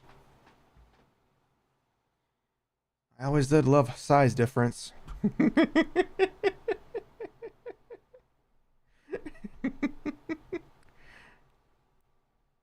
She's a Vulpin. She's got 9 tails that just make you want to go, hmm.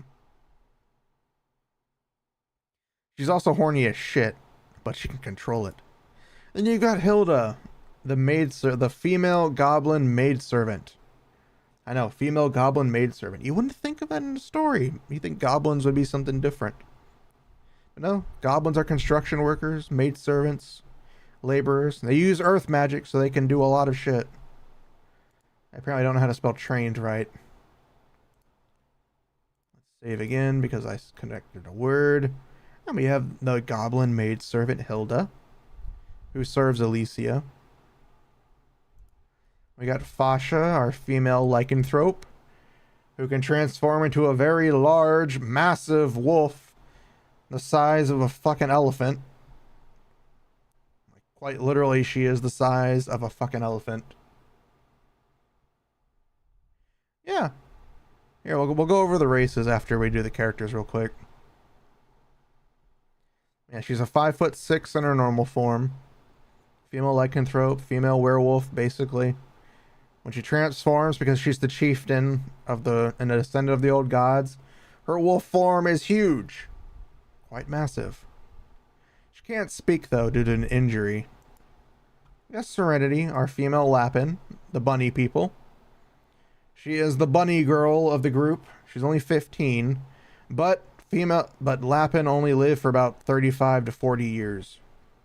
Basically, if you think of a Lapin, you think, if you've played Mass Effect, you know the Solarians, they don't live very long, so they kind of do that. But she is the second tallest, actually. Yeah, she's the second. Yeah, Bear's only 6'2". Serenity's 7 foot, so that's including her ears, though. But she's 7 foot tall. She is the ninja, the kunoichi, the assassin. And we got Yuna and Lulu, the twin dark elves.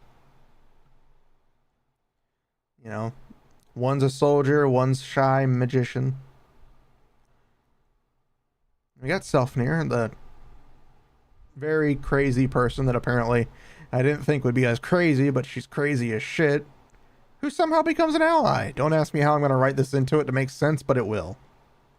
It won't be as bullshitty as you know, freaking Vegeta becoming a good guy.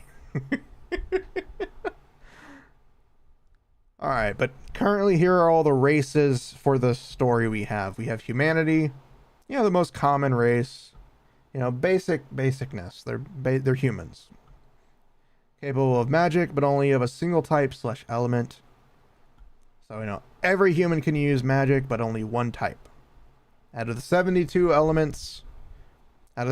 types of magic, you can only learn one.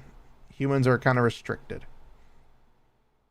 You know, Panthera, they're cat-like beastmen. They walk on 2 legs. You know, there's basically centaurs, and them are the strongest races. Physically strongest races are the 2 of them. Without magic.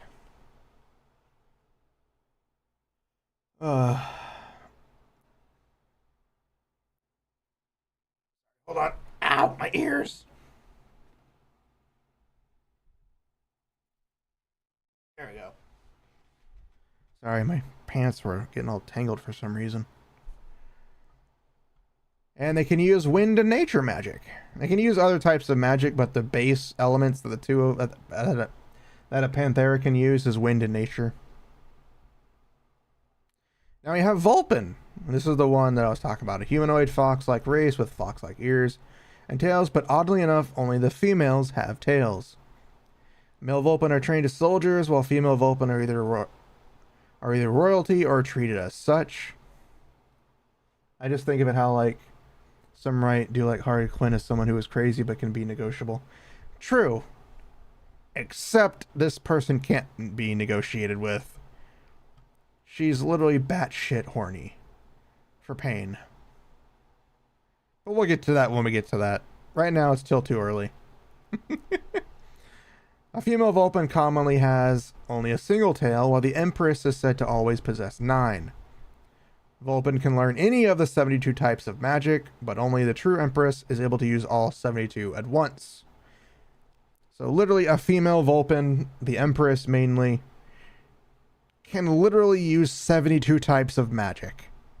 Of course, there are restrictions, meaning that the stronger the magic, the more energy. It is literally like a battery. You use too much and you go kaput. Pass out, fall asleep. A Vulpin can breed with humans and themselves, but are one of the 2 races that can be pregnant multiple times at once. You can literally, and I mean this, a Vulpin can literally get pregnant multiple times. She could have like 6 different kids at once at different times. Basically, let me make this more sense. She can get pregnant at different stages. She's one of the 2 races that can do that. I think the goblins are the other ones. And the average male Vulpin lifespan is about 120 years, while the female Vulpin can live upwards to 300. They can live a pretty good long life. Goblin, the shortest of all the races that is never taller than 4 foot, and always has greenish colored skin with long floppy ears. And they're the most that are almost always used in some sort of manual labor, brothels, or servants due to their height. Most goblins don't fight. They are the only race that can natively use earth magic and dark magic. And I say natively use it because they're one of the few that can... I mainly mean earth, because none of the others can actually natively use earth magic. The goblin average lifespan is between 100 and 200 years. And breeding a goblin, they share similarities to both humans and Vulpin, and they can breed with all races and be pregnant multiple times at once. So goblins are kind of like, pretty much, well, not in one session, but, one session's done, bing, lock it, next session opens up, bing, lock it, that kind of thing. And the same goes for goblins. They can be like Vulpin. They can carry multiple births at once. Then we have the 72 types of primordial magic. This is just for me to make it bullshit up as we go. The basic foundation of all magic that was created by the 72 gods of the realm. Each magic type is divided into tiers ranging from common, adept, master, sage, and god. So basically, for simplest terms, common magic, adept magic, master magic, sage magic, and god magic. To make it even easier to bullshit your way through things. Because what's easier than bullshitting your way through a story? Bullshitting your way through a story with multiple tiers.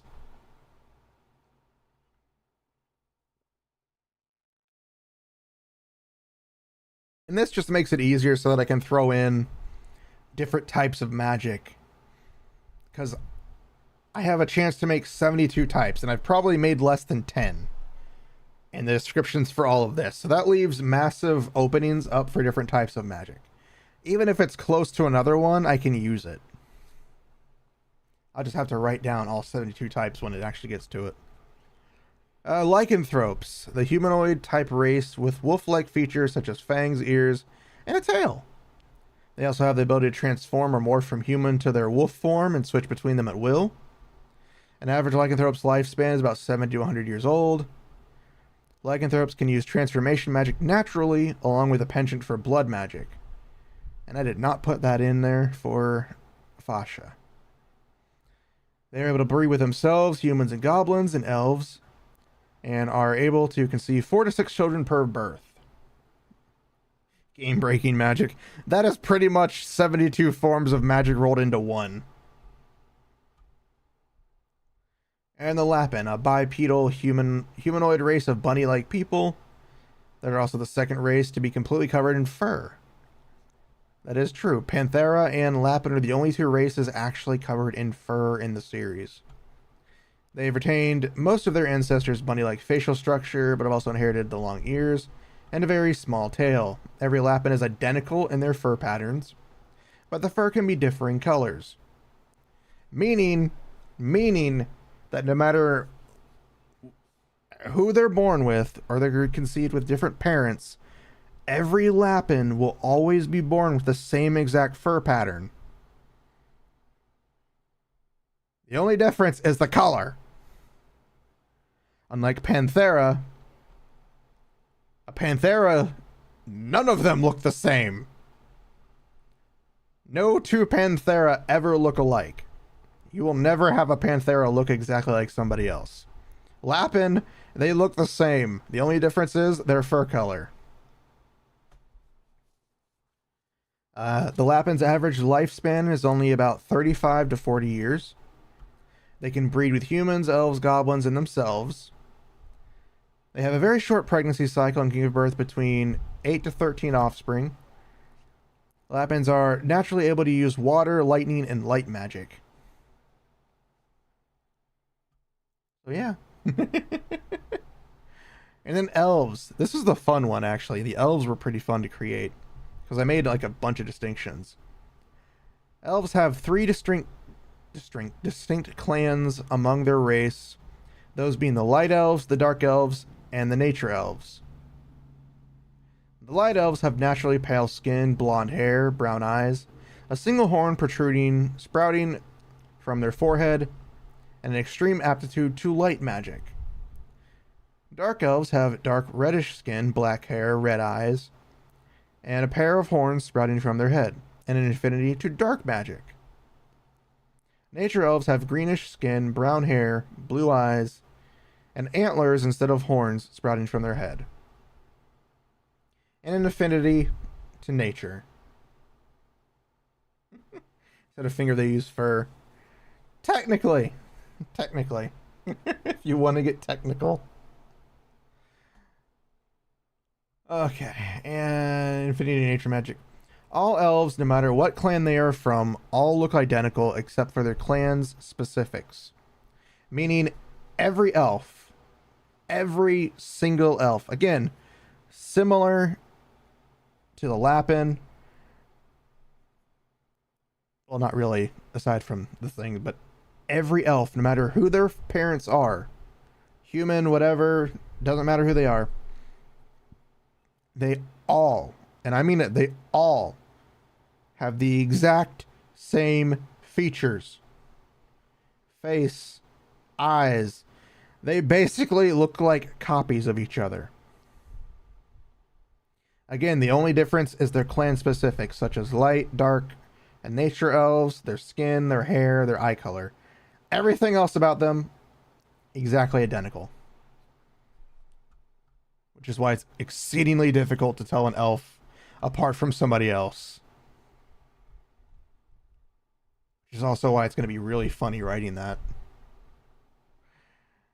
Elves are able to breed with themselves, humans, and goblins, lycanthropes, and Lapin, and can only conceive twins, meaning every elf has to give birth to twins. And an average lifespan is about 1,200 to 2,000 years. So yeah. Children of the Corn vibes. They're all physically the same. Vocally, they're different. You know, physical appearance, they're all the same. Voice, they aren't. But still, they can fool people. Then we have the centaurs. Male and female centaurs are trained from birth to be warriors in similar style to the Panthera. Male centaurs are half human and half horse, with the bottom half being horse-like. Female centaurs are more human but retain the horns and horse-like legs. The centaur hierarchy is patriarchy, but the female centaurs are the ones who travel and wander the world while the males stay in the homeland. Centaurs are capable of learning any of the 72 types of magic, but normally settle on fire and conjuration. So, her being able to use water magic makes sense. A centaur is able to breed with themselves and humans, but can only birth a single offspring, and their extended birthing cycle, which is 2 years. So it takes 2 years for a single centaur to give birth. And an average centaur's lifespan is about 90 years. So that is the centaurs. Then we have dragons. Dragons, the favorites of every mythical race. In every mythical storyline. Ow! What was that for? We were about to get to the dragons. Why are you throwing things at me for the dragons? So, dragons are a mythical race of beings that came from a distant land across the starry ocean. They literally traveled across space to get to the world they are now. I took that specific part I kind of borrowed from Final Fantasy XIV, in which Midgar Samir traveled space and the vast ocean of stars and universes to come to the planet they're on in the game. So I kind of took that, but less so in just the fact that it's all dragons.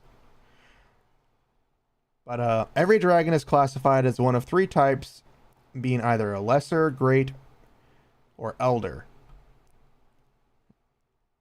Lesser, great, or elder, and each one has differing sizes. Every dragon has the ability to use transformation magic along with any element of their choosing. Well, yeah, that's why there's lesser, great, and elder. There's literally all types of dragons. They're all able to use transformation magic. The upper left corner. Yeah, I know. It's to cover up some other details that I don't want you guys to see. Transformation magic along any element of their choosing. Each dragon ranked great or elder has the ability to take on a human appearance and are gender fluid, meaning they can be whatever they want to be. Meaning if a dragon wants to fuck you, it's going to find a way to fuck you. Or get fucked. Either way, it's going to find a way.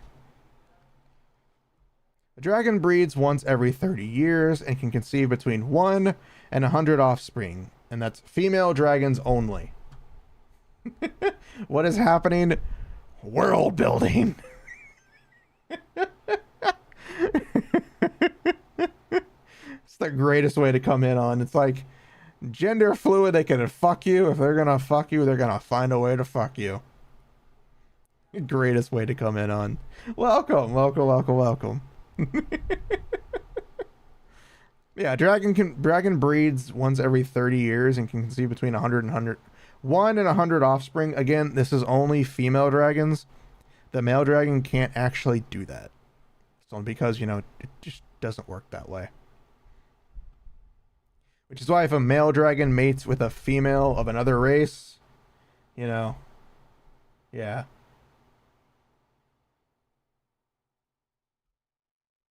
Nice, congrats. Let's see. So yeah. Yeah. So yeah, a male dragon can't do that.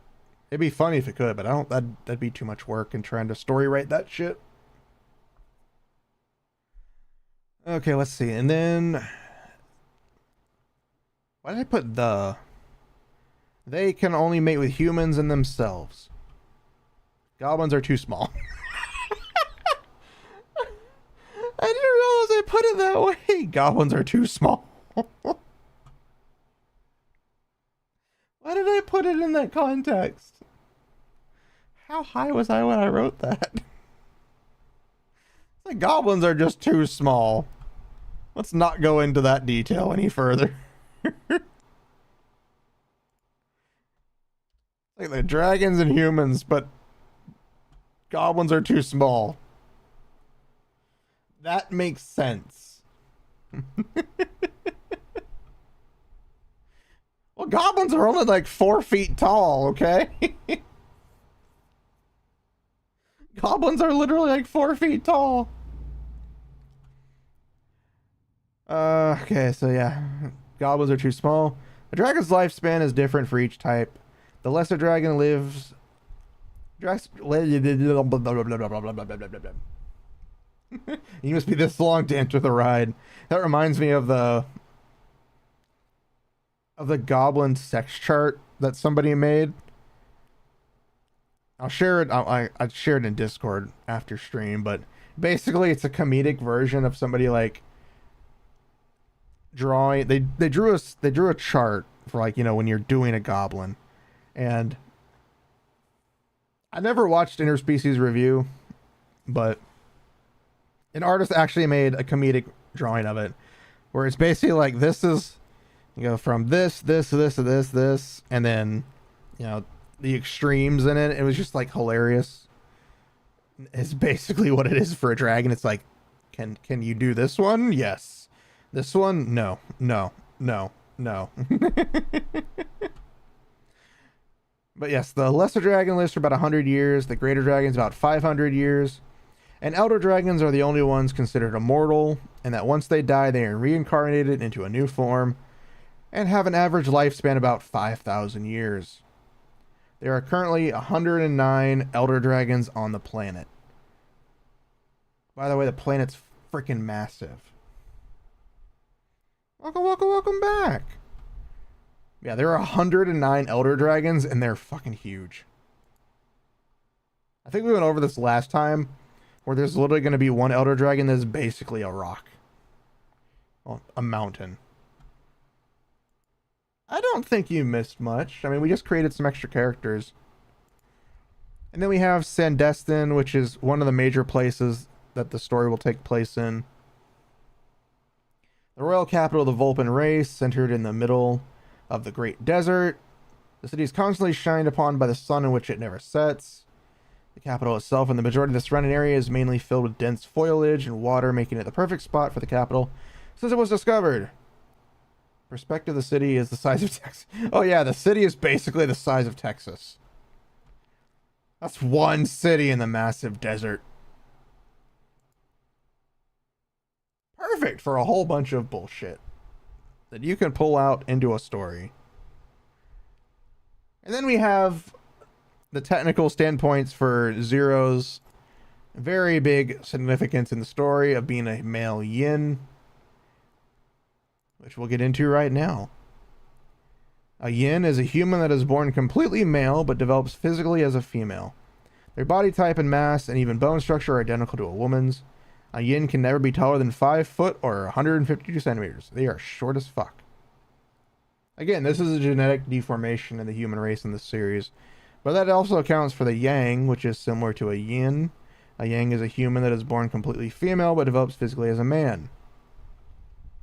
A yang can never be shorter than 5 foot, 5 or 165 centimeters. They are always tall.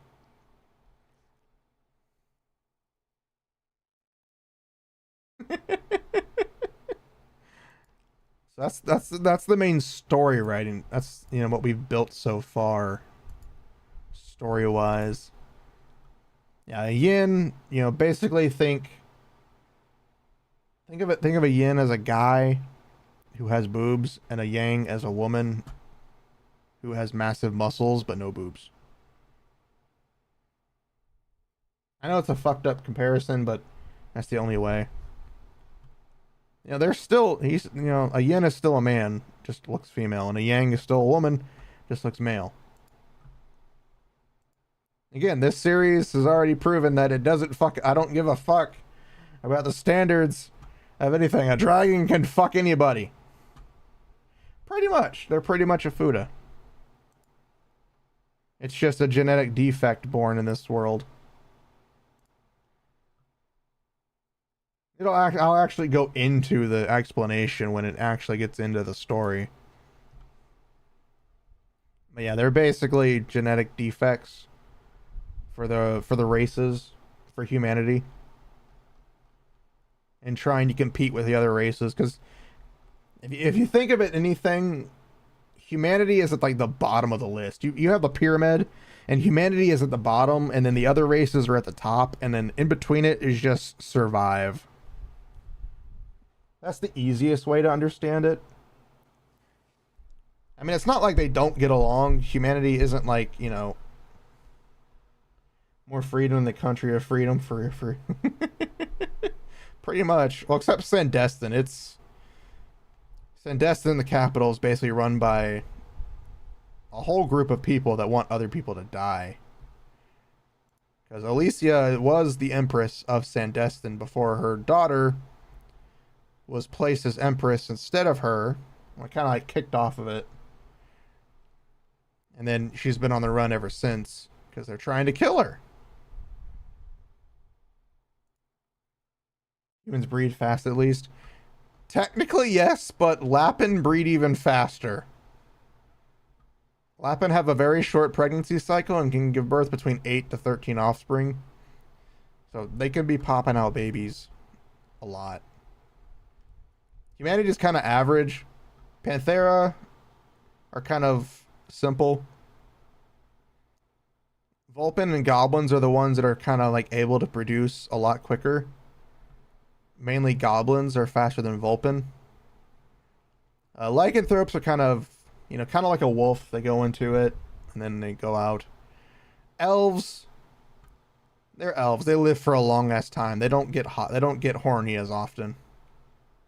Technically, centaurs are the least because they take 2 years to give birth to one child. And dragons, whenever they get horny, they can give birth between a whole shit ton.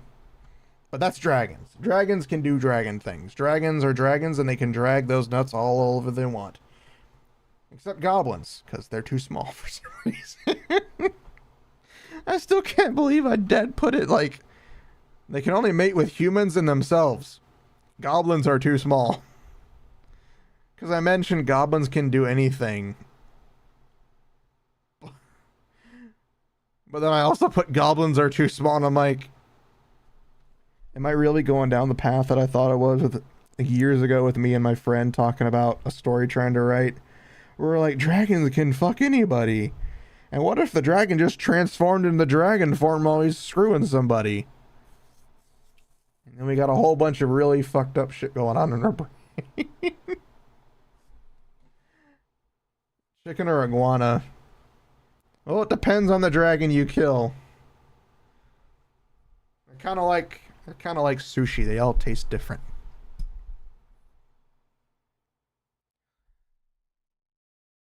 Technically, centaurs are stronger.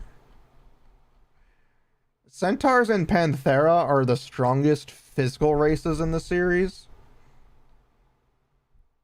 And most male centaurs stay in the homeland, while the females are the ones that explore. Which is why their race is able to produce so easily. Because they usually go out. And since they don't follow the same standards, I know it's not mentioned here in the description, but they don't follow the same standards as the other races like humans who like, you marry, you're together, yay. Panthera, they mate for life. I know, again, I didn't mention that here. Minotaurs. Technically, there are Minotaurs, but they're not part of the centaur race. They're more of like a beast species that doesn't have intelligence. We haven't really gotten into all the enemy types. This is mainly just the core type right now. I think next time I get the itch to do a story, we'll start working on some of the enemy types. Yeah, the ones who I would think would get NTR'd the most would be elves. Like, I think elves would be the ones to get NTR'd most because they don't really breed. They don't really breed that often. I mean, you can't really NTR a dragon considering if it wants to fuck you, it's going to find a way to fuck you. Or get fucked by you. Considering dragons in every 30 years are just horny as shit. It doesn't matter. The dragon wants to sex. The dragon's gonna sex.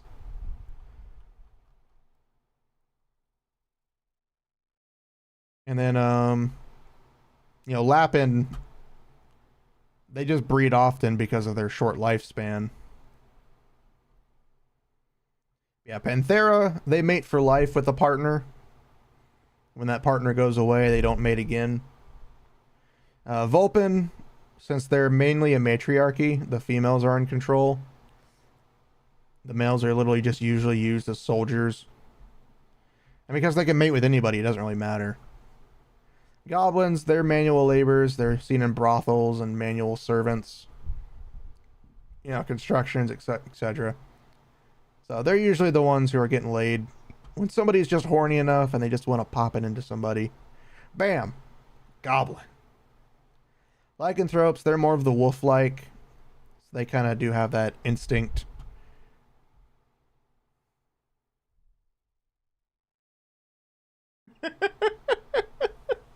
Setting my dragon under timer for the next 30 years. Well, you have to remember, technically all dragons don't hatch at the same time. I know I didn't put it here. Well, again, this is just the basis of all of it. We'll get into the finer details when we write the story, and we can bullshit our way through a lot of stuff. It's like, just because a dragon gets knocked up doesn't mean that it's going to give birth and immediately hatch. And immediately go, alright, here's the 30 years. Not all dragons hatch at the same time. So you don't technically need to wait 30 years. You could technically wait year by year. Because remember, they have between 1 and 100 offspring. Which is why most of them are usually lesser dragons, though. You know, the lesser dragons are like the worms, the very unintelligent dragons that don't really have any greater instinct. Great dragons are usually kind of like the dragons you usually see in stories. They're the bigger ones that are pretty smart. Imagine a penthouse, but it's just a giant incubator. And then the elder dragons are literally basically considered gods in this world, because the fact that even if they die, they just come back later on. And they're also fucking huge. Again, one elder dragon is literally going to be a mountain range in the story. And there are 109 elder dragons in the world. So, by that logic, this world is massive. Basically, think of it as the size of the sun in our world. Like, the world in this one is basically a giant sun, size-wise. Which is why it's going to be so freaking huge. And why one capital is literally the size of Texas. Like One Piece. Basically, except even bigger. And less confusing. I was actually thinking of next time we do this, since I got the base characters and I've got some of the base terminology. I was thinking that the next time we do this, we do some drawing where we're trying to actually, build the world, kind of like set up some of the boundaries for the world. It would be interesting to see setting the difference between intellectual monster and the primal monster, one that can't communicate. Oh, okay, I get you. So basically, the difference between a monster that's considered smart and a monster that's considered just food. Right? Huh? What do you mean it got deleted? I saw it said One Piece. I go drunk. Well, if you're drunk, don't be here. Go get some rest.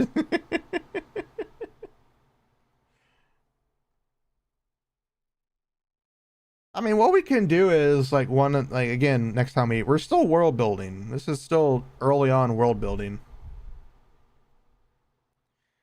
But we'll write down some of the basic types of enemies, which we can actually kind of do right now.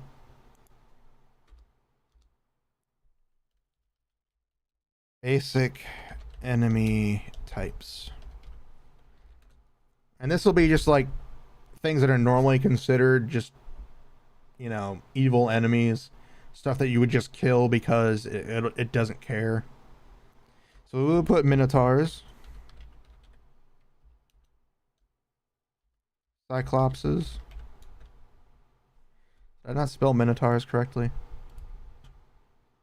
I did not. Spoken like a true drunk.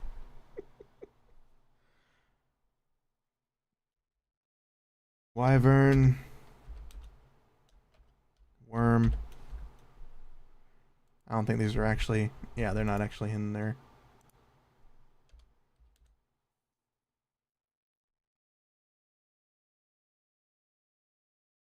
Sandworms. Drakes. Again, this is just going over some of it. There's going to be tons more because we're going to have a whole shit ton.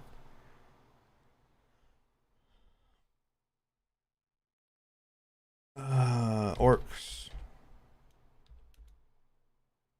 Minotaur, Cyclops, Raven, Worm, Sandworms, Drakes, Orcs.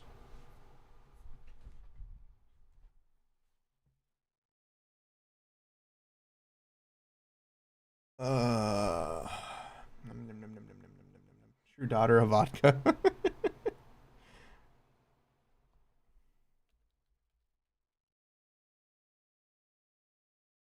Rolls.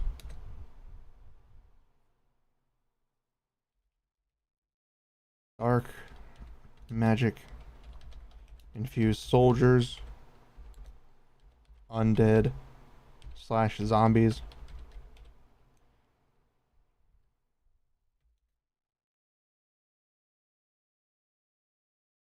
We're gonna have zombies. We're gonna have undead. We have 72 types of magic. Of horsemen, like their head is a normal horse, but the soldiers and the body is just a human.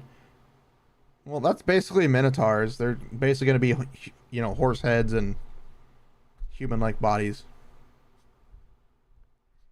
And again, this is complete fantasy world. I've made dragons, centaurs that have human proportions more than more than others. You know, can't walk. That's not good. Like this story can have whatever we want to fucking have in it. It's a fantasy race on a planet that doesn't exist, with dragons who are horny. At this point, if we want to have an enemy type in this, we're gonna have an enemy type in it. Again, this is just an overview. This is simple.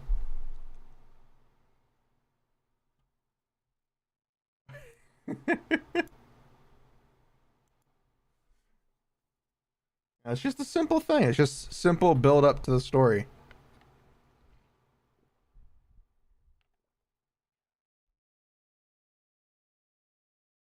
I can't walk, but I can still kick ass. That sounds about right to me. Like our main character, like again, our main character is short.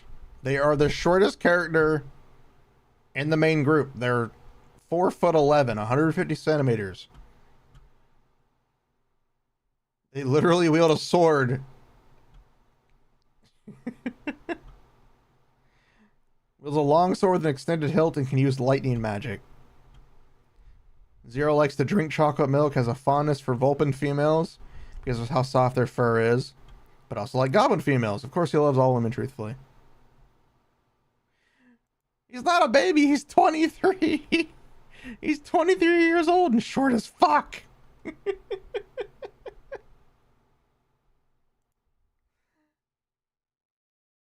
I basically I combined two of my favorite characters, Narmaya from Grand Blue Fantasy and Vash the Stampede. That is kind of the flow I'm going with for Zero. Is they're short, but they're also like extremely good at what they do. Like that's the easiest explanation that I have for the personality. Is Narmaya / Vash the Stampede. Like they don't like to kill unless needed. And they usually don't get pissed. But they do like the comfort of a good woman. Can't use anything more than lightning magic though, so he's kind of screwed in a lot of aspects. Bear, on the other hand, even though I didn't put it here, is exceedingly strong. Monkeys with grenade is the best enemy.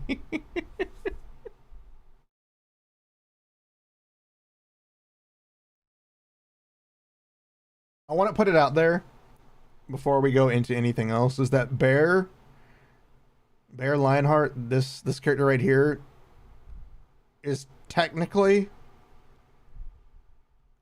the strongest character in the series. Only until later on when Zero gets a power up. Technically, Bear is the strongest character in this series, only because of the fact that of his skill set and the sword style he uses, combined with nature and wind magic, makes him literally a walking nuke. The downside is that when he uses that power, he's literally injuring himself.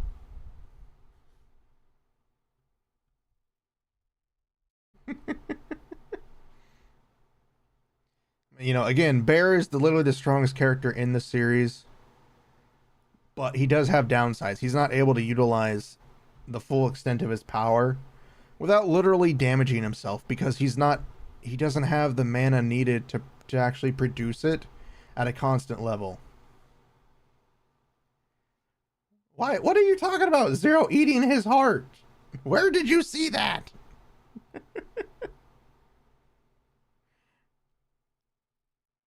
Zero does not eat Bear's heart. No, that's Zero's father, basically. Now, technically, Bear is like the number one in the series. He's physically stronger and powerful than most other characters. Again, he can't use it completely due to the fact that because of his lack of mana, he literally injures himself doing it. Of course, that's physically. Alicia is technically the strongest character in the entire game story. She's literally able to use and combine 72 types of magic at once. Later on. Can't do that right now. Not with her running. With her trying to run from the end, with her running in the story, she's not able to use, you know, her peak power. You know, Selfnir's pretty fucked up too herself. I enjoyed making Selfnir. I didn't think I'd make somebody so fucked up and crazy. You know, somebody who basically enjoys torturing people and inflicting pain. With a smile on her face as she has an orgasm as she's doing this shit. We created basically the most crossed version of Harley Quinn and the Joker rolled into one. And I am going to be looking forward to trying to write this character as a good guy. I am going to be very furiously trying to wonder how I'm going to write this character into the group as a good person. When she has that very twisted methodology. And Yuno and Lulu will be pretty easy. They just kind of live in a mountain now. Away from the fighting, they just don't want to fight. Because they're 615. They've lived almost half their life. You know, Serenity, she's just a female. She's just a ninja. An assassin. She's young, though. Well, she's technically middle-aged. For a Lapin.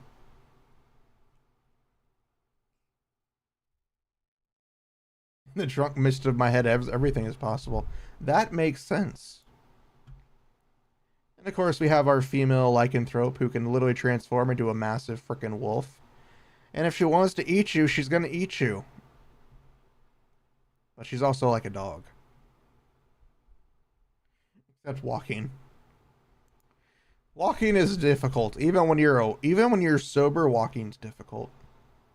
Mainly for me. Walking's difficult for me when I'm sober. Which is all the time, because I don't drink.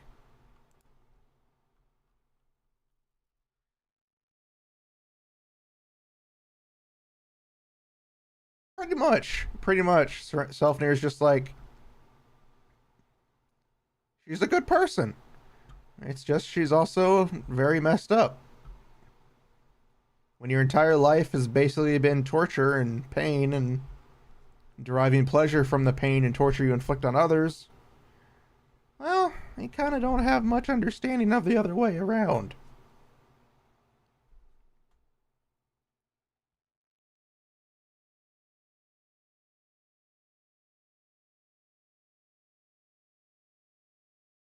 Now, I'm looking forward to it. Like, I'm literally trying to put in as much as I can to the story so that I can fit as many ideas as I want into it. with them all making some kind of sense. Because I'm somebody that likes to throw in random things with setting a world, so which is why I'm trying to do this. I'm trying to like really set up the characters as loosely as possible, not so that I can bullshit, scenarios and reasons, but so that I can like build it, build on the foundation of the character and help mold it and change it up.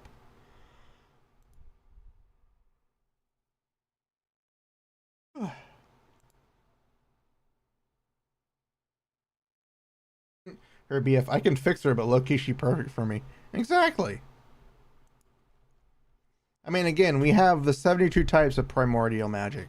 That leaves us a massive hole in the story so that we can throw in a lot of different types of magic, you know, who's a what sits and so forth. I see it kind of like One Piece where the author can continuously just throw in random, just kind of throws in random, devil fruit powers. So we can throw in random magic types as long as we go through 72 types. Which, if I'm writing the story, I will write down the 72 types completely, so that we know exactly what type of magics we have. So I don't throw in random shit. Shake and bake. I don't know. We could shake and bake, but I don't think that would be a very good magic.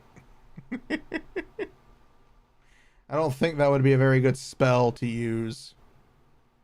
I mean, if you want to use the shake and bake, go right ahead. Shake and bake that mother trucker. Right now, we're not shaking and baking. Magic Jammer is just not letting people get horny. It's the ultimate cooking skill. Technically, cooking isn't magic.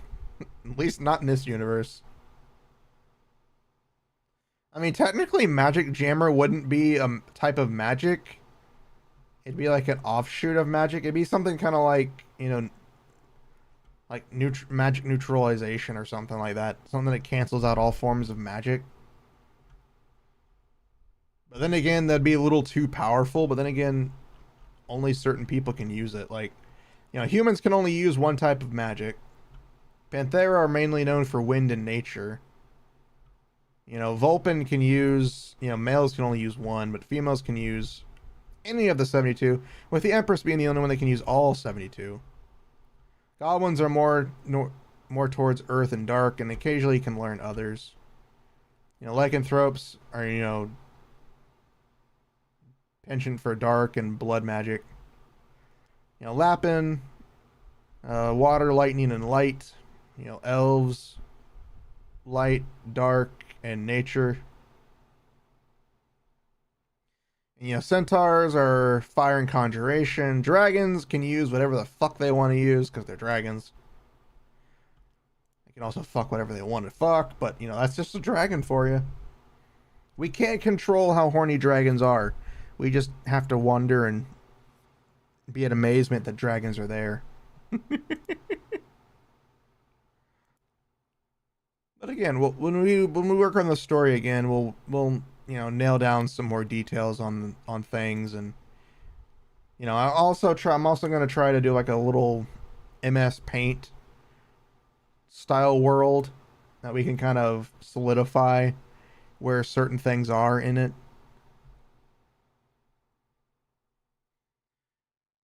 Denied. I'm sorry, but I'd like some semblance of not tomfoolery in the story. So while that would be funny to call it period magic, no. And feline mean? I don't think so. I do not think so. I also do not think, but that's a whole different story. But let me save one more time. And then we're going to switch over to the just chatting part of the stream.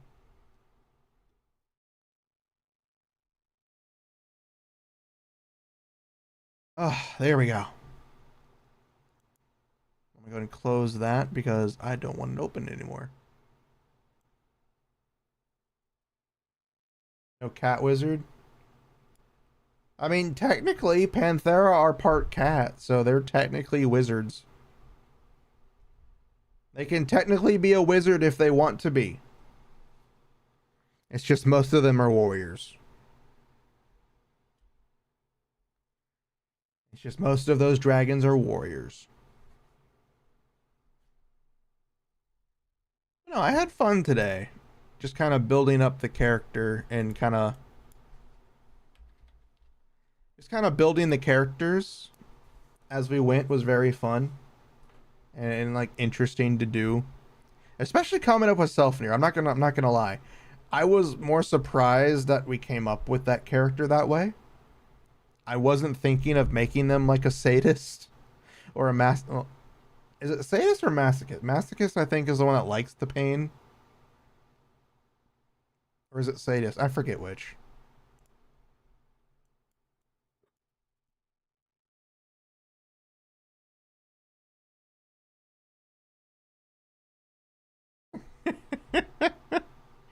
That's not lightning magic. That's static electricity. Like, what are you doing? I'm using lightning magic. You just hear the sound of rubbing. You just hear, and then all you hear is like you touch them and it's like an explosion. Okay, so she's basically a sadist. She likes inflicting the pain. Yeah, basically she's just like I didn't think we'd come up with a sadist type character, and it's honestly surprising that I even did that, which is strange for me because it's usually the other way around, kind of. But it's interesting that we came up with that, and she's supposed to be a good guy. Of course, she's her personality type is genuinely technically easygoing. It's just when somebody gets hurt, she's kind of like down bad. But then again, because of her, upbringing, she hasn't really experienced life. So, anytime somebody's hurt, she just derives pleasure from it. And she doesn't know what to do, so she just takes out her, the evilness in it. Which again is why she's such a unique character that I'm gonna enjoy trying to write for. Because she's not gonna be like, I'm just gonna cut you open, because she doesn't like blood. Any spiral magic. We're not going Gurren Lagann. Sweet smile, sadistic service, surprised. Exactly. Exactly. Smiling sadistically as she sweetly services you with a surprise. But no, I'm gonna look forward to writing her character, like actually putting her in, because again, she doesn't like blood. That's put there. She doesn't like blood. Hey, we don't fuck the giant space mechs. We admire them from afar because they're awesome. I love mecha anime. Mecha's my favorite. But yeah, it's gonna be interesting to see how she would like go about her job. Like, I'm assuming normally it would be mainly poison and like the whip. But again, like she's not fond of blood. So giving her a scythe is also one of those weird things. It's like she doesn't like blood, but she'll do what she needs to do to inflict pain. She just doesn't like it on her. I mean, technically, again, the world is gonna be okay. Now, hear me out. The world is basically steampunk with the cyberpunk vibe. It doesn't make any sense. Trust me, I know. It doesn't make any sense. But It's steampunk with the cyberpunk vibe. Like there are guns, there are rifles, there are mechs, there are technologies. It's just from the perspective of we have right now in the story that I have written, it all sounds very medieval fantasy, but there is a lot of technology. It just doesn't sound that way. Because it's magic with it's magic sci-fi is the easiest way. And while there isn't any space travel aside from the dragons, like I will legit say to you right now, there's not gonna be any space travel. The world is already massive enough that it can house 109 giant motherfucking dragons. I don't think we need a bigger world. I don't think we need to go into space just yet. But there will be mechs, there will be robots, there will be, artificial intelligence. There will be stuff like that. But it's not going to be full on futuristic.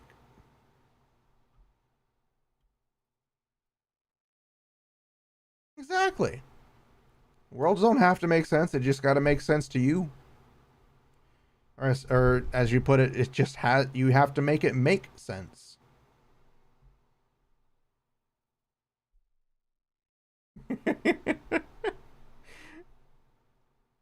Mech docking, technically yes. Like we're gonna have it make sense. Again, this is still world building 101. We haven't gone to world building 102 just yet. We just finished the main characters. Most of the standard stuff. No, it won't end like that. At least not like the anime. I think the manga ended differently, if I'm not mistaken. I think the manga actually cared about their fan base and didn't fuck them over like the anime did, which is why I don't watch the anime past like I think episode 13 is when the two finally get together. Space zombie. Unfortunately, no. Unfortunately, no. The only thing in space technically right now that we have written so far are massive dragons. We don't have anything else knowledgeable in the world in space. We just know that the dragons came from a distant land and crossed the ocean of stars to get to the world that we're on now, which we don't even have a name for the world. We're going to have to come up with a name for the world, for the planet they live on.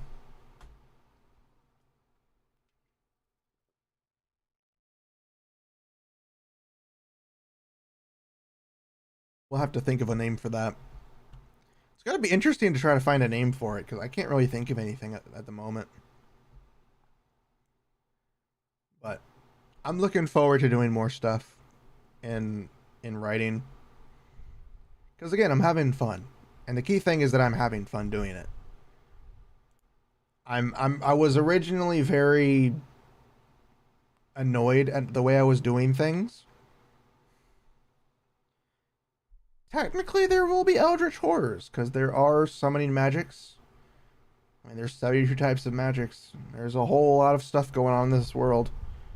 There's a whole lot of crazy shenanigans that will happen.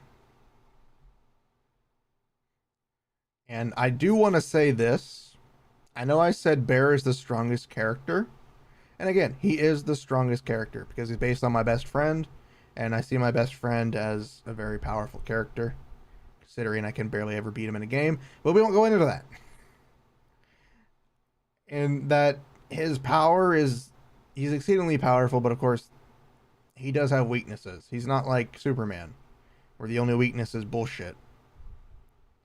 He's not able to completely utilize his strength to his maximum potential because of the lack of mana. He can't utilize wind magic to the literal extremes that a lot of other characters can in the series and will be able to. Nature magic works differently than most other magics. It's kind of like you give the earth some magic, and then the earth's like, okay, what can I do to help?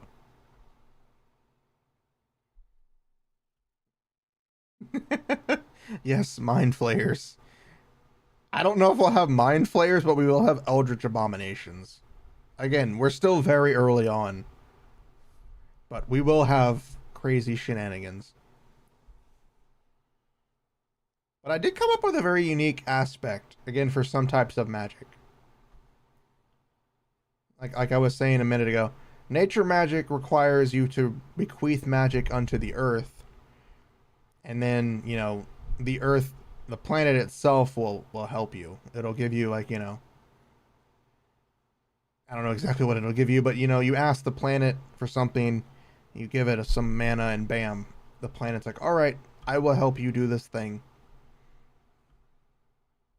Because unlike other magics, like fire magic is just you conjure flames into your hand, or you conjure a giant flamethrower, whatever you do with the flame magic. And, light magic is the same. Just conjure it, and you can use it however you want to use it. And nature magic is similar to earth magic, in which you kind of communicate with the earth. The user will usually give mana to the earth to perform the action. I think of nature and earth magic as like earth bending. Well, mainly earth magic as earth bending, similar to doesn't that count as asking Gaia for a homie drop? Pretty much. It is pretty much asking,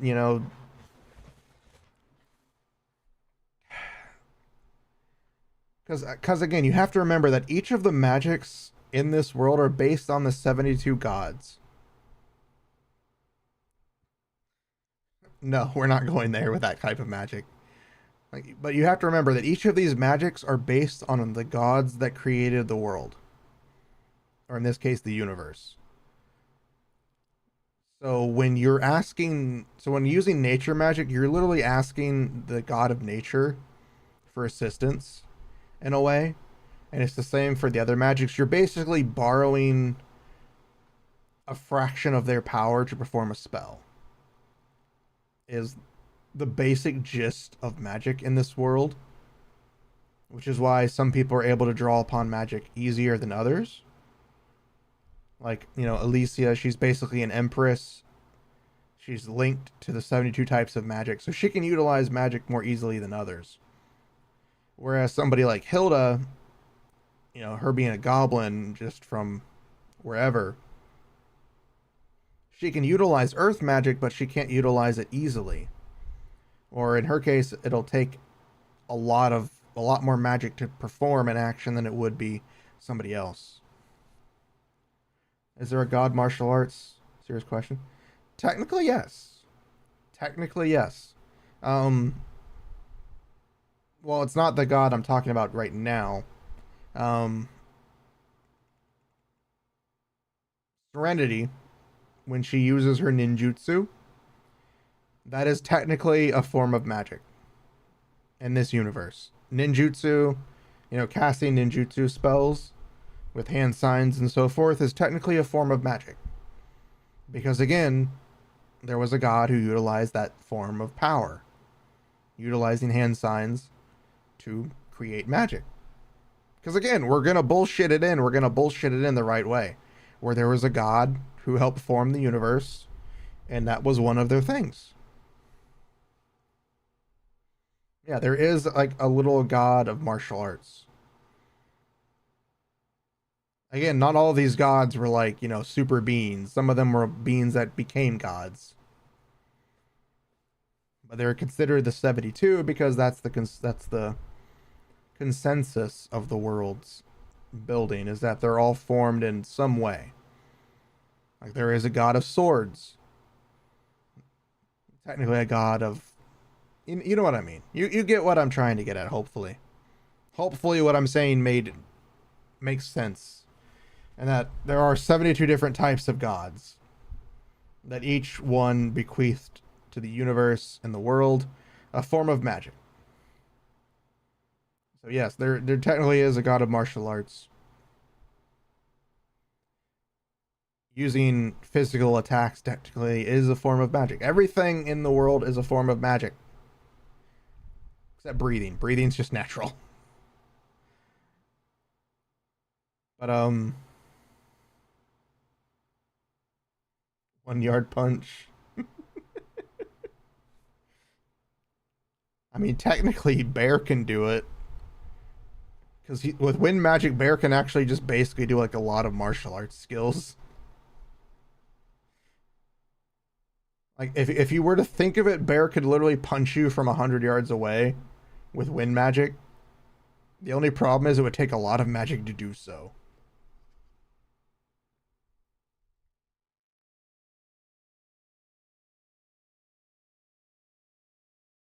I mean, technically, the one closest to being able to use martial arts as a skill set for magic would basically be Zero, because Zero's skill set relies solely on a sword and lightning magic. So by retrospect, Zero could literally just quick draw punch you to death. The group, on the other hand, the main group of characters, none of them use physical attributes aside from Fasha. Fasha's technically the only one that doesn't use a weapon. Well, I mean, Alicia doesn't use one either, but she's technically not a fighter. Like in the grand scheme of the thing, Fasha's the only one that actually fights you hand to hand. Because, you know, her claws and fangs. But it's going to be interesting to see how we build the characters and story throughout. Because again, I'm looking forward to doing all of this. I'm looking forward to the ideas we're coming up with. Because it's really helping me bounce off ideas to help really stretch out what these characters can do in the story and the setting. Because of course, you know, I have my own ideas that I'm building, which is what I came up with the nature magic when I was in the toilet for an extended period of time on my phone, and I came up with, you know, what if nature magic required them to give magic to the earth in order to use their magic?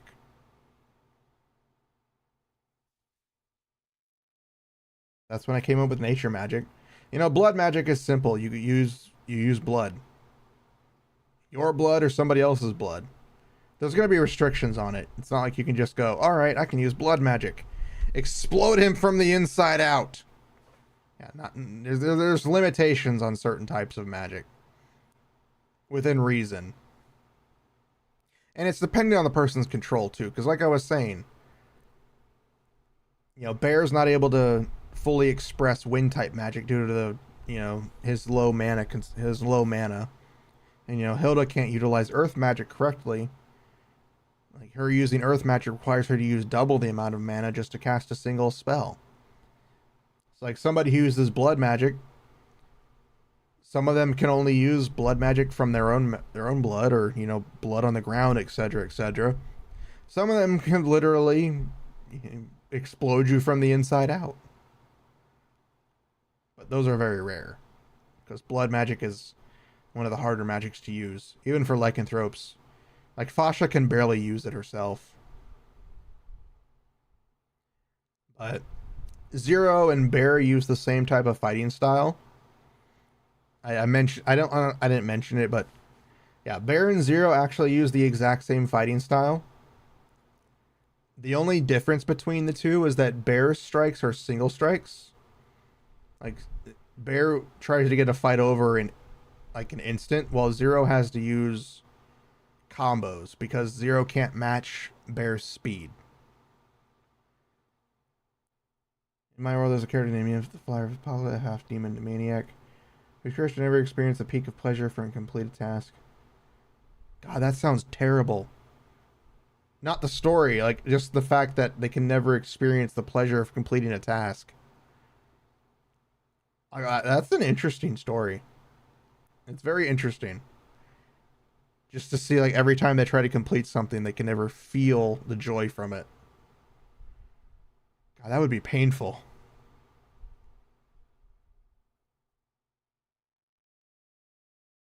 Yeah, again, we'll get into the nitty gritty of the types as we, you know, make the story. We won't try to do it all before we do the story, because I kind of want to write the story as we go, and then we come up to that type of story, then we can add some like addendums and, restrictions and so forth. But I do want to mention that Zero and Bear's fighting style is unique, and that Bear's fighting style was made specifically for the Panthera race. Like Bear and Zero's fighting style was meant for the Panthera race because of their physical strength and the fact they can use wind magic and nature magic. The fighting style of the Heavenly Flash is literally meant for single kills. It's literally meant to just end the opponent in a single strike. Okay, that is a lot of information to pack into that statement. I won't read it out loud just because, but it's an interesting story. Yes, because of the fact that that sword style is meant for literally slicing instantly to win a victory.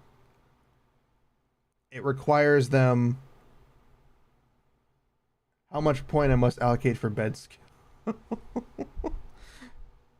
That's something you can't allocate. You got to learn it yourself. You got to practice. But yes, because the skill set was made that way, and Zero can't copy that because Zero doesn't have the physical strength or stature equal to Bear and can't use wind magic.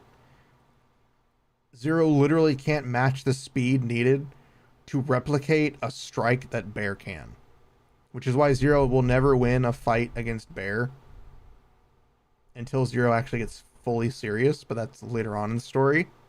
And even then, technically doesn't win. Which is why Zero's combat style revolves around multiple strikes, just to equal 1/3 of Bear's ability. Because again, I'm making it to where Zero isn't like, the all unbeatable character. They have weaknesses. They are small. They're quick and small, but they lack the strength needed to actually deliver a full-on powerful blow. Which is why their lightning magic allows them to move at really high speeds.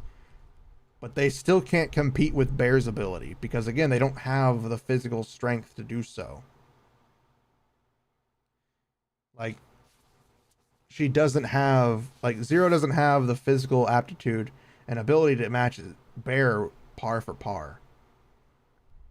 Which again, is why Bear is stronger than Zero, because Bear can literally do a single strike than the time Zero would take to do multiple strikes.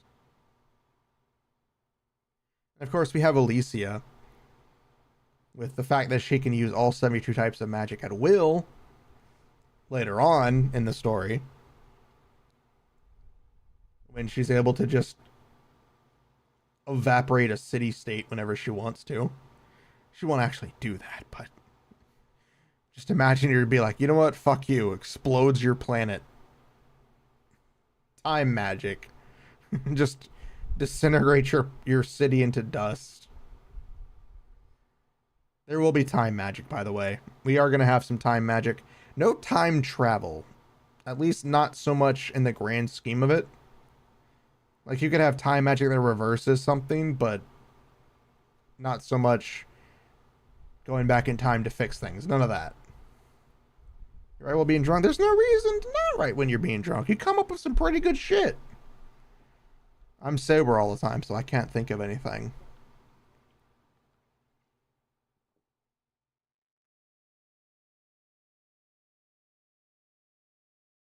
But yeah, there will be some time shenanigans. No time jumping, no going back in time or anything like that. That's not possible. There won't be any manipulating time to save somebody. So there's not going to be and healing magic and life magic and stuff like that can't bring people back from the dead. There will be restrictions on that type of magic. You can literally not revive somebody. If their head is severed from their body, they're dead. Wink, wink. So if somebody dies in this series, they're dead. They're not coming back, by the way. Because I want to make sure that there are actual stakes. I don't want it to be like, you know, only restricted to see stuff, the past, present, future. Kind of. Time magic can be used to fuck people over. Like, you can turn somebody to dust, or you can technically revert them to a baby. Like, if you wanted to revert them to a time when you can do the metaphor of strangling baby Hitler, you can technically do that. But again, time magic is an exceedingly rare magic, and of course, not everybody is going to be able to use all types of magic. Outside of the dragons and Alicia, most of them won't be able to utilize all of the 72 types of magic. Because again, Alicia being the Empress, who possesses the power to utilize all 72 types, most of them won't have that. Like, humans can get one type. Not every human's going to be like, oh, look, I've learned time magic. No, it's not going to be like that. It's not like you can learn it. You're literally restricted at birth on what you can learn. It's just you may not understand what it is until you know whenever. It's usually one of the easier elements to learn, but that doesn't mean that there aren't going to be some crazy shenanigans. Yeah, there's not going to be any major time jumping, no time travel, no time jumping, no none of that. I don't want to handle that type of BS. You don't want to see me try to handle that type of BS. And I don't think people want to try to see me try to handle that type of BS. Because time travel will always be confusing and will always be dumb. Because even if you try to do the Back to the Future type of time travel where it can always change the future, you're still going to be confused. I'm shaken in fear knowing that at one point Centaur can speed the pregnant process with time magic. Technically, they can't. Because again, there are limitations to the type of magic. Like, you can technically revert somebody to a baby. I'm not saying you can't. But there are restrictions. Again, time magic itself utilizes the magic from the time god. So there are restrictions that the time god placed on his own magic. Which is a reason why you can't bring people back from the dead with life magic. There is life magic. Mainly healing magic.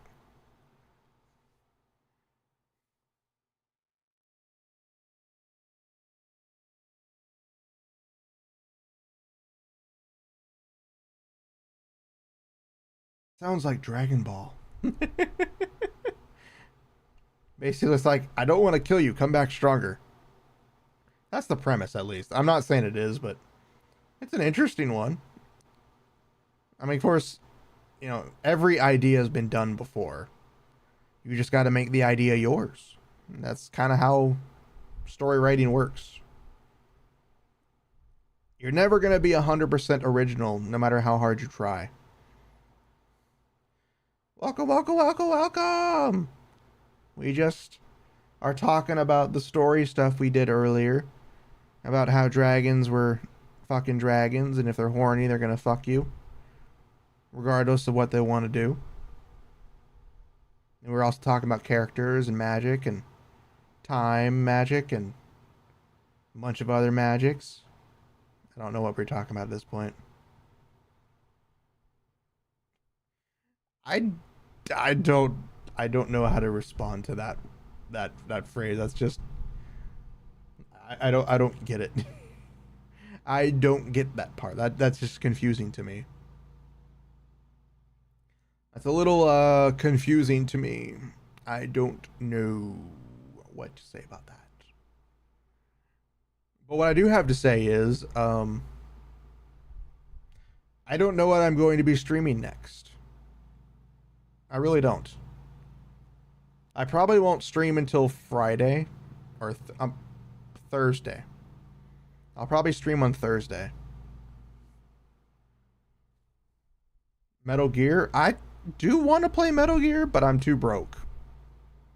I still technically need to get Alan Wake 2 because I want to play that. But I do know that we will be playing... I don't know if I'll do Control next week or this upcoming week. I know we're going to have Bloodborne because I want to beat the game before the end of the year. And I don't know how close we are to the end, but I want to complete it.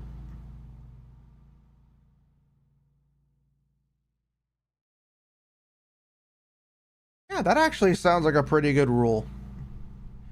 You can't take something, you can't change what has been done, you can't live that time. Exactly. It does kick ass. It kicked my ass yesterday. Or technically Saturday. It kicked my ass Saturday where it was like, funny man, kill you. I was so pissed yesterday trying to kill Mikolash. Mika Dickface or whatever his name is called. Until we finally found a way to glitch him or like trap him in a way that he couldn't trigger the next fight. I unfortunately don't know how to draw. I get that. I 100% agree with you. The parry with a shotgun or a gun is just kind of weird. Like, you could have at least made me, like, you know, use my weapon. Why do I have to use a gun? So weird. So weird and painful. It's time to do. Yeah, wrong button.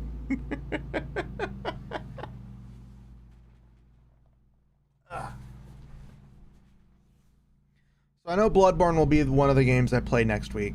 Not sure what other game. Let me look around. Let me look real quick and see what we have. I don't think I have many Steam games to play.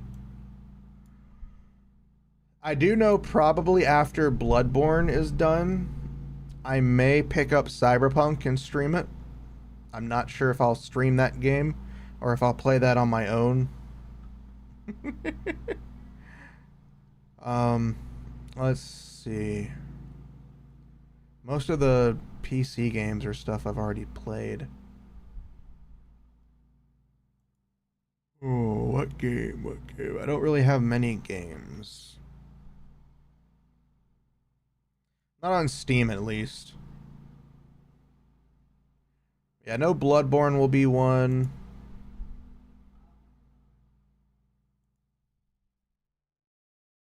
A lot of updates. Let's start updating.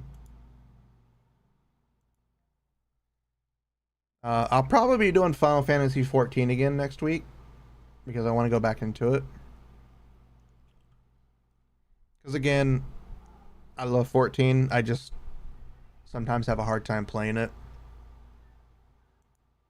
I do want to play Sons of the Forest again, but it's more painful because I'm by myself and it's not as much fun. Like, if I could get my friend... If it was on console, I could play it with my friend. But it's not. It's PC only.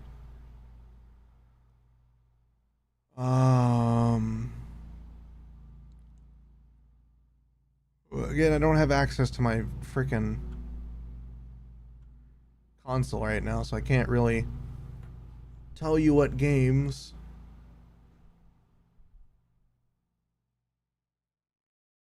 I don't drink. Everybody else would be the one doing it.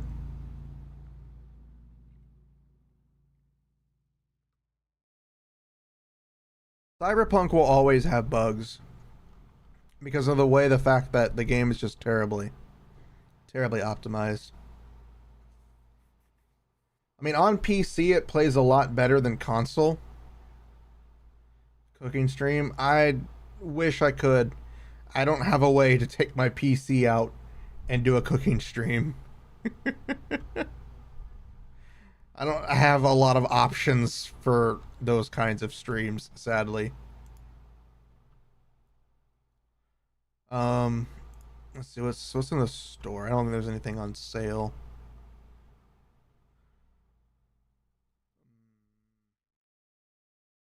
We have Bloodborne, most likely 14.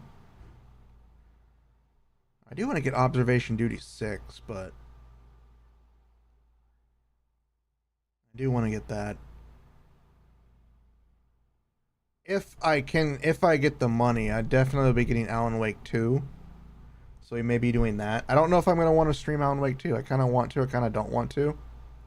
I am going to try to get the Metal Gear games because I do want to play Metal Gear. I never got to play it originally when I was younger. So we will be trying to play those games at one point. How much longer is this game on sale? This is one of the games I did want to get. Ah, shit, that's not fair. The sale ends tomorrow, and I don't get paid until Tuesday. I mean, it says it ends in 22 hours, so it ends like at 11 o'clock. It's not fair. I mean, I'll figure it out, and I'll figure out what we're gonna do. We're all gonna have fun.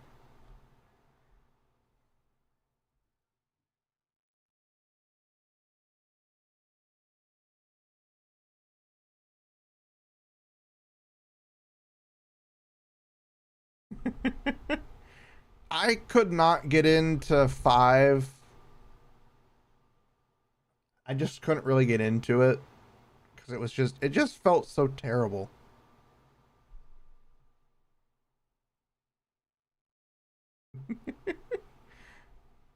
But that was yeah. I might just do a just chatting stream, talk about projects and just in general. Because I do kind of want to chat more, just like just randomly chat without having to worry about any game. So I might just have Sunday be a chatting stream.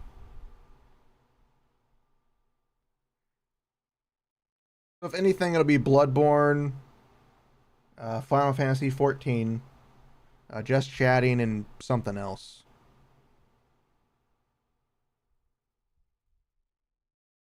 Don't I already own this game? Or do I not own it on PC?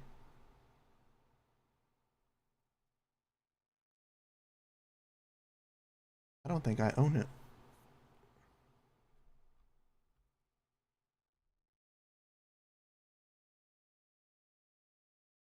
Oh, holy shit, that's a good price for that game.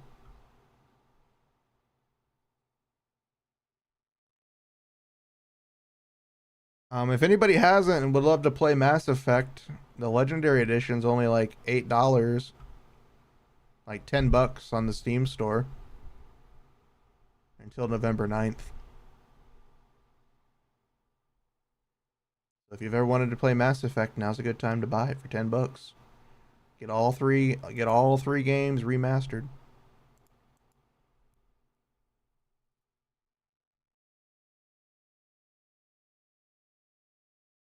I need to burp, and my stomach's like, you don't need to burp, and I'm like, I need to burp, and my stomach's like, fuck you, and I'm like, fuck you, and my stomach's like, you get the fuck back here, and I'm like, no. And then we all meet in the middle, and we go, yep, it's that kind of day. It doesn't need to make sense. It just has to make sense to somebody else.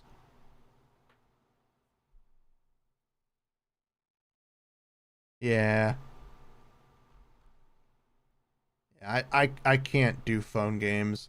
Like even the games that I even like the mobile games that I play, like Nikkei and frickin' Star Rail, I can't play them on the phone. I do play them on the phone only because I can't do it all the time. And if I'm on lunch, I'm bored as shit just strolling through the internet, and that's boring as hell. Nobody wants to see that. So I usually like play them while I'm at work, and I don't like it. And I play them at work when I'm on my break, by the way, not when I'm actually working. That would be painful. There aren't many games already that I want to play. It's on sale. When does it stop going on sale? God damn it. So many games are on sale, but the sale ends like freaking tomorrow, and I'm like, it's not fair.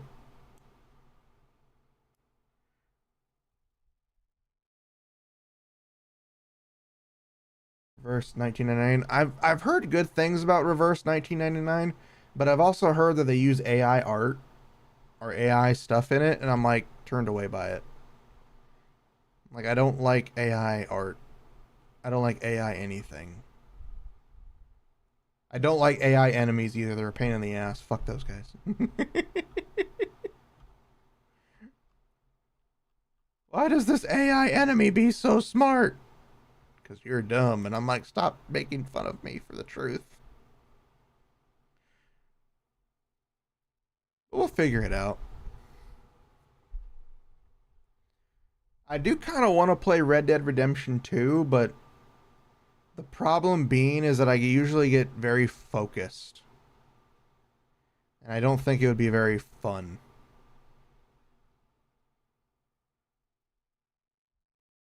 I don't, and I know it brings a very sad point to those of you who have been here for a long while. What do you mean? I can see your comments.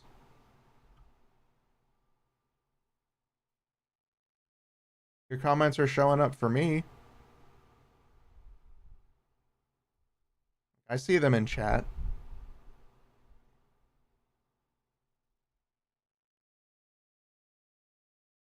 We will not get into Armored Core PTSD. I actually had to give up the game because of how frustrated I got. I was getting tired of constantly being like, all right, finally, progress. And then you hit the boss, and then the boss is like, you know that progress you were just making? And those 3 missions you just did? Yeah. I'm here to tell you to fuck off. So there is that. There is the sadness in that. I love Armored Core. It's fun because it's mechs. It's one of the very few mech games that have come out lately. And I'm sad that I can't really enjoy it like I want to. Because of how the game is designed. I might do Star Rail for all I know on one of the days I stream. I don't fucking know. You know, we might just do another Nikkei stream because I'm enjoying Nikkei a lot.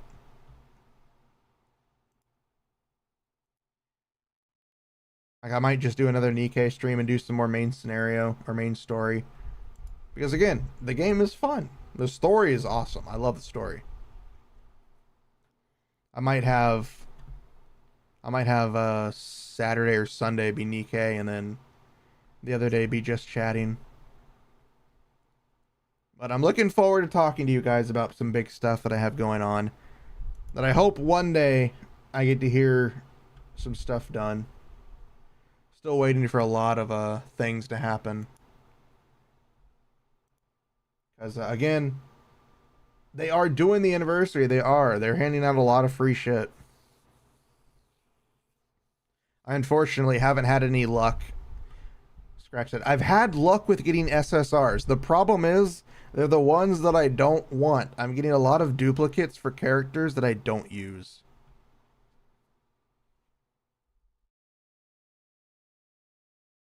Like I've gotten like 6 SSRs in like the last couple of days.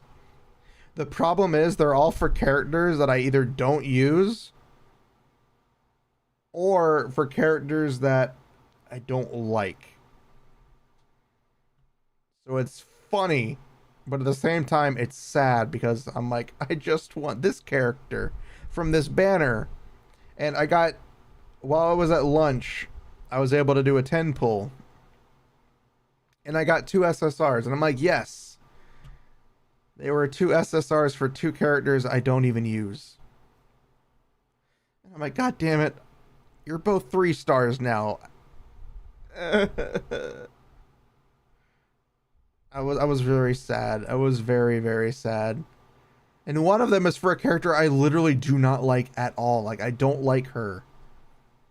Her entire character is just, I don't like her design. I don't like her gameplay.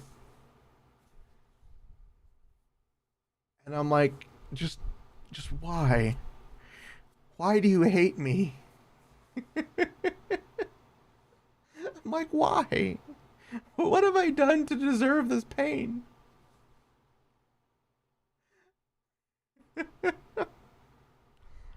But no, it's very fun. I haven't spent any money. I will probably be spending maybe $20 on it, but I'm only going to be spending it for the costumes. On the costume banner thing they have going on right now, because it's the costume plus a bunch of freebies. Not the gotcha costume, not that thing. That thing is bullshit beyond all hell. I'm not spending upwards of almost $60 for a costume. I'll spend $20 on one of the passes to get like a bunch of bonus items along with a costume. That makes sense because that's guaranteed stuff. I'm not spending money on random chance. I've learned my lesson greatly. So you know what? Yeah, I think we have a plan for next week. We'll have Bloodborne, Final Fantasy 14. We'll have a Just Chatting stream, and then we'll also have Nikke. So I'm looking forward to it. And my voice is starting to get scratchy. Which I think is I got you MD hoping that to get a certain card, but instead I got UR that I won't use, but still awesome to have. Dismantle them. Yeah, that's the only point to URs. If you don't want them, you just dismantle them. And I don't like that. I don't like that at all. But unfortunately, everyone, I think it's time for me to go. My voice is starting to go. I've been having to mute myself a lot because my body has decided it wants to make noises that just scream you don't want to listen to while I'm streaming. And I'm also tired. But I had a ton of fun today. Theory crafting, world crafting, and everything in between. I am going to try to record maybe a video or two. Something stupid. I know I said that last week, but I really do need to try to start uploading more content other than live streams. So I'm going to try to do that on my off days. But I look forward to seeing you guys probably on Thursday, bright and early. Or whenever I decide to stream, I don't know. We'll figure it out. But until then, I wish you guys all a good day. Get some rest. Enjoy your day. Go eat some lunch. Go punch a dolphin because they freaking deserve it. They've had it too good for too long. But I am Setsuna Fox. I want to thank you again for coming. And I hope you guys have a great one. Bye-bye.